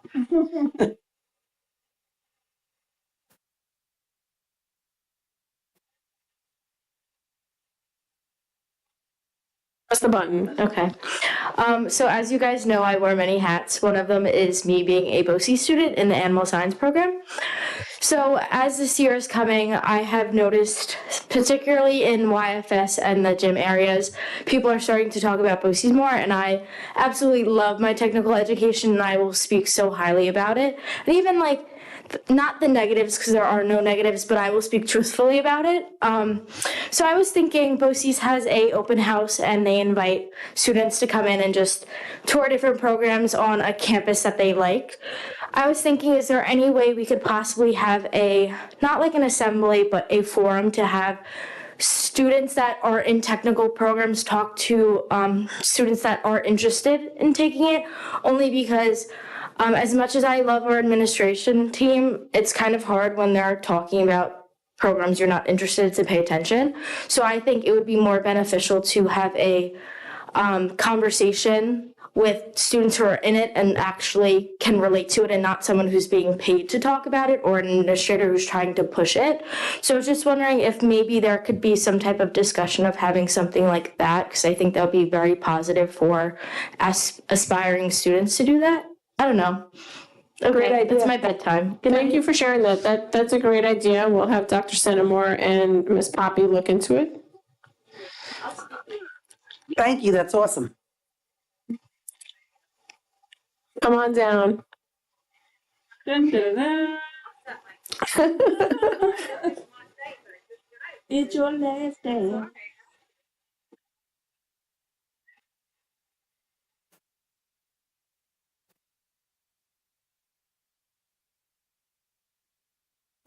This way, you can hear me loud. So you guys talked how you went to this mental health thing, right? You guys, all this anti-bullying nonsense. I don't want to say nonsense because it's important, but it feels very nonsense. So I understand you guys have a hard job up there, and I so love that you guys seem to be a lot. No, I love that you guys. But I love that you guys seem to be a lot more cohesive. It's great. I love that. That's a great example. But what I have to tell you is that I don't always agree with everybody's opinion on everything, and no, everybody doesn't always agree with my opinion, and I think that's great because we're not supposed to agree with everybody's opinion. That's reality. But you know what? You still have to be somewhat respectful of it.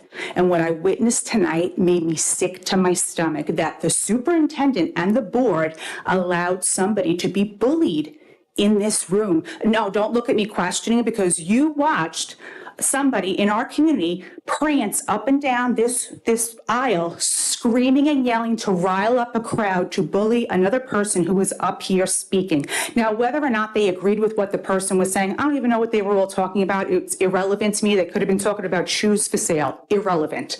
But they are allowed to have whatever opinions, thoughts, and ideas that they have. We don't have to agree. They might not like it. They may completely disagree. But that behavior made me so sick to my stomach, because all I could think sitting there was, imagine if I was a kid in school. And I could tell you that's what kids in school experience. A kid could go say, and they say, tell someone. That person who was up here was telling someone. And I don't know what their story was. I don't know anything about any of the situation. But regardless of whatever, they were telling someone, they were bullied to be silent, and it was allowed here. And honestly, I think, how can we tell the kids, don't do these things? I couldn't imagine. I sat there thinking, if I was a kid and this was going on, how miserable would my school years be? And now I see there are a lot of kids that come and talk, and I speak to them, and they tell me different things. They tell lots of people different things. Kids have come up here to tell you about different things. And everyone just gives the party line, oh, anti-bullying, we're not going to. But then we sat and we allowed an entire room to be riled up when that person should have been removed. And it's nothing personal against them. If I had behaved that way, I would expect that I should have been removed. The meeting should have stopped. Something should have happened, because that was inappropriate and it was so beyond the pale. You are allowed to have a different opinion than other people. You could have the only opinion in the room that is different than everybody else's, and that is okay. It's completely fine. What happened tonight was not okay. And I don't even know what anyone was talking about. I have no context for it. I know nothing about it, okay, other than some random stuff that was online that didn't even make sense, okay, genuinely. But whatever they were talking about, yes, you have to stay within the guidelines. You can't say something. But you know what? There was a lot of stuff allowed that shouldn't have been, but okay. But that person got up, and yes, and I agree, you can't say certain things. That's completely fine. But the fact that someone was allowed to tantrum up and down, rile up a crowd, and then that the crowd at first was like, what did you do? I just need you to wrap up. I'm sorry. Right. But nobody else had to wrap up. All those right, because they stayed within the minutes. No, they didn't, because all those people behind me also were saying, oh, hurry up. When I came up here to talk, when 50 people got up at a time to talk. And I'm just going to need you to wrap it up, please. Thank you. But if you did not do nothing about those bullies, you're accomplices with that. You're accomplices, and it tells me that you guys think bullying is okay. And that's what the message is sent to the children, and I can't co-sign that. Thank you so much. Jenny, I actually want to say something to you. I want to own this, because so many times in my head, I wanted to say we need to give her the same respect that she gave you and let you talk. You are correct, and that's really what we should have done. What she did was inappropriate, and of course she had to leave, but I will own that in my head, and I should have said it out loud. So I just want to own it, though, for the public to know. Anyone else? You want to speak? No? I'm going motion. Can I call for a motion and a second to adjourn the meeting? Motion. Second. All in favor? Aye. Aye. Have a good night, everyone.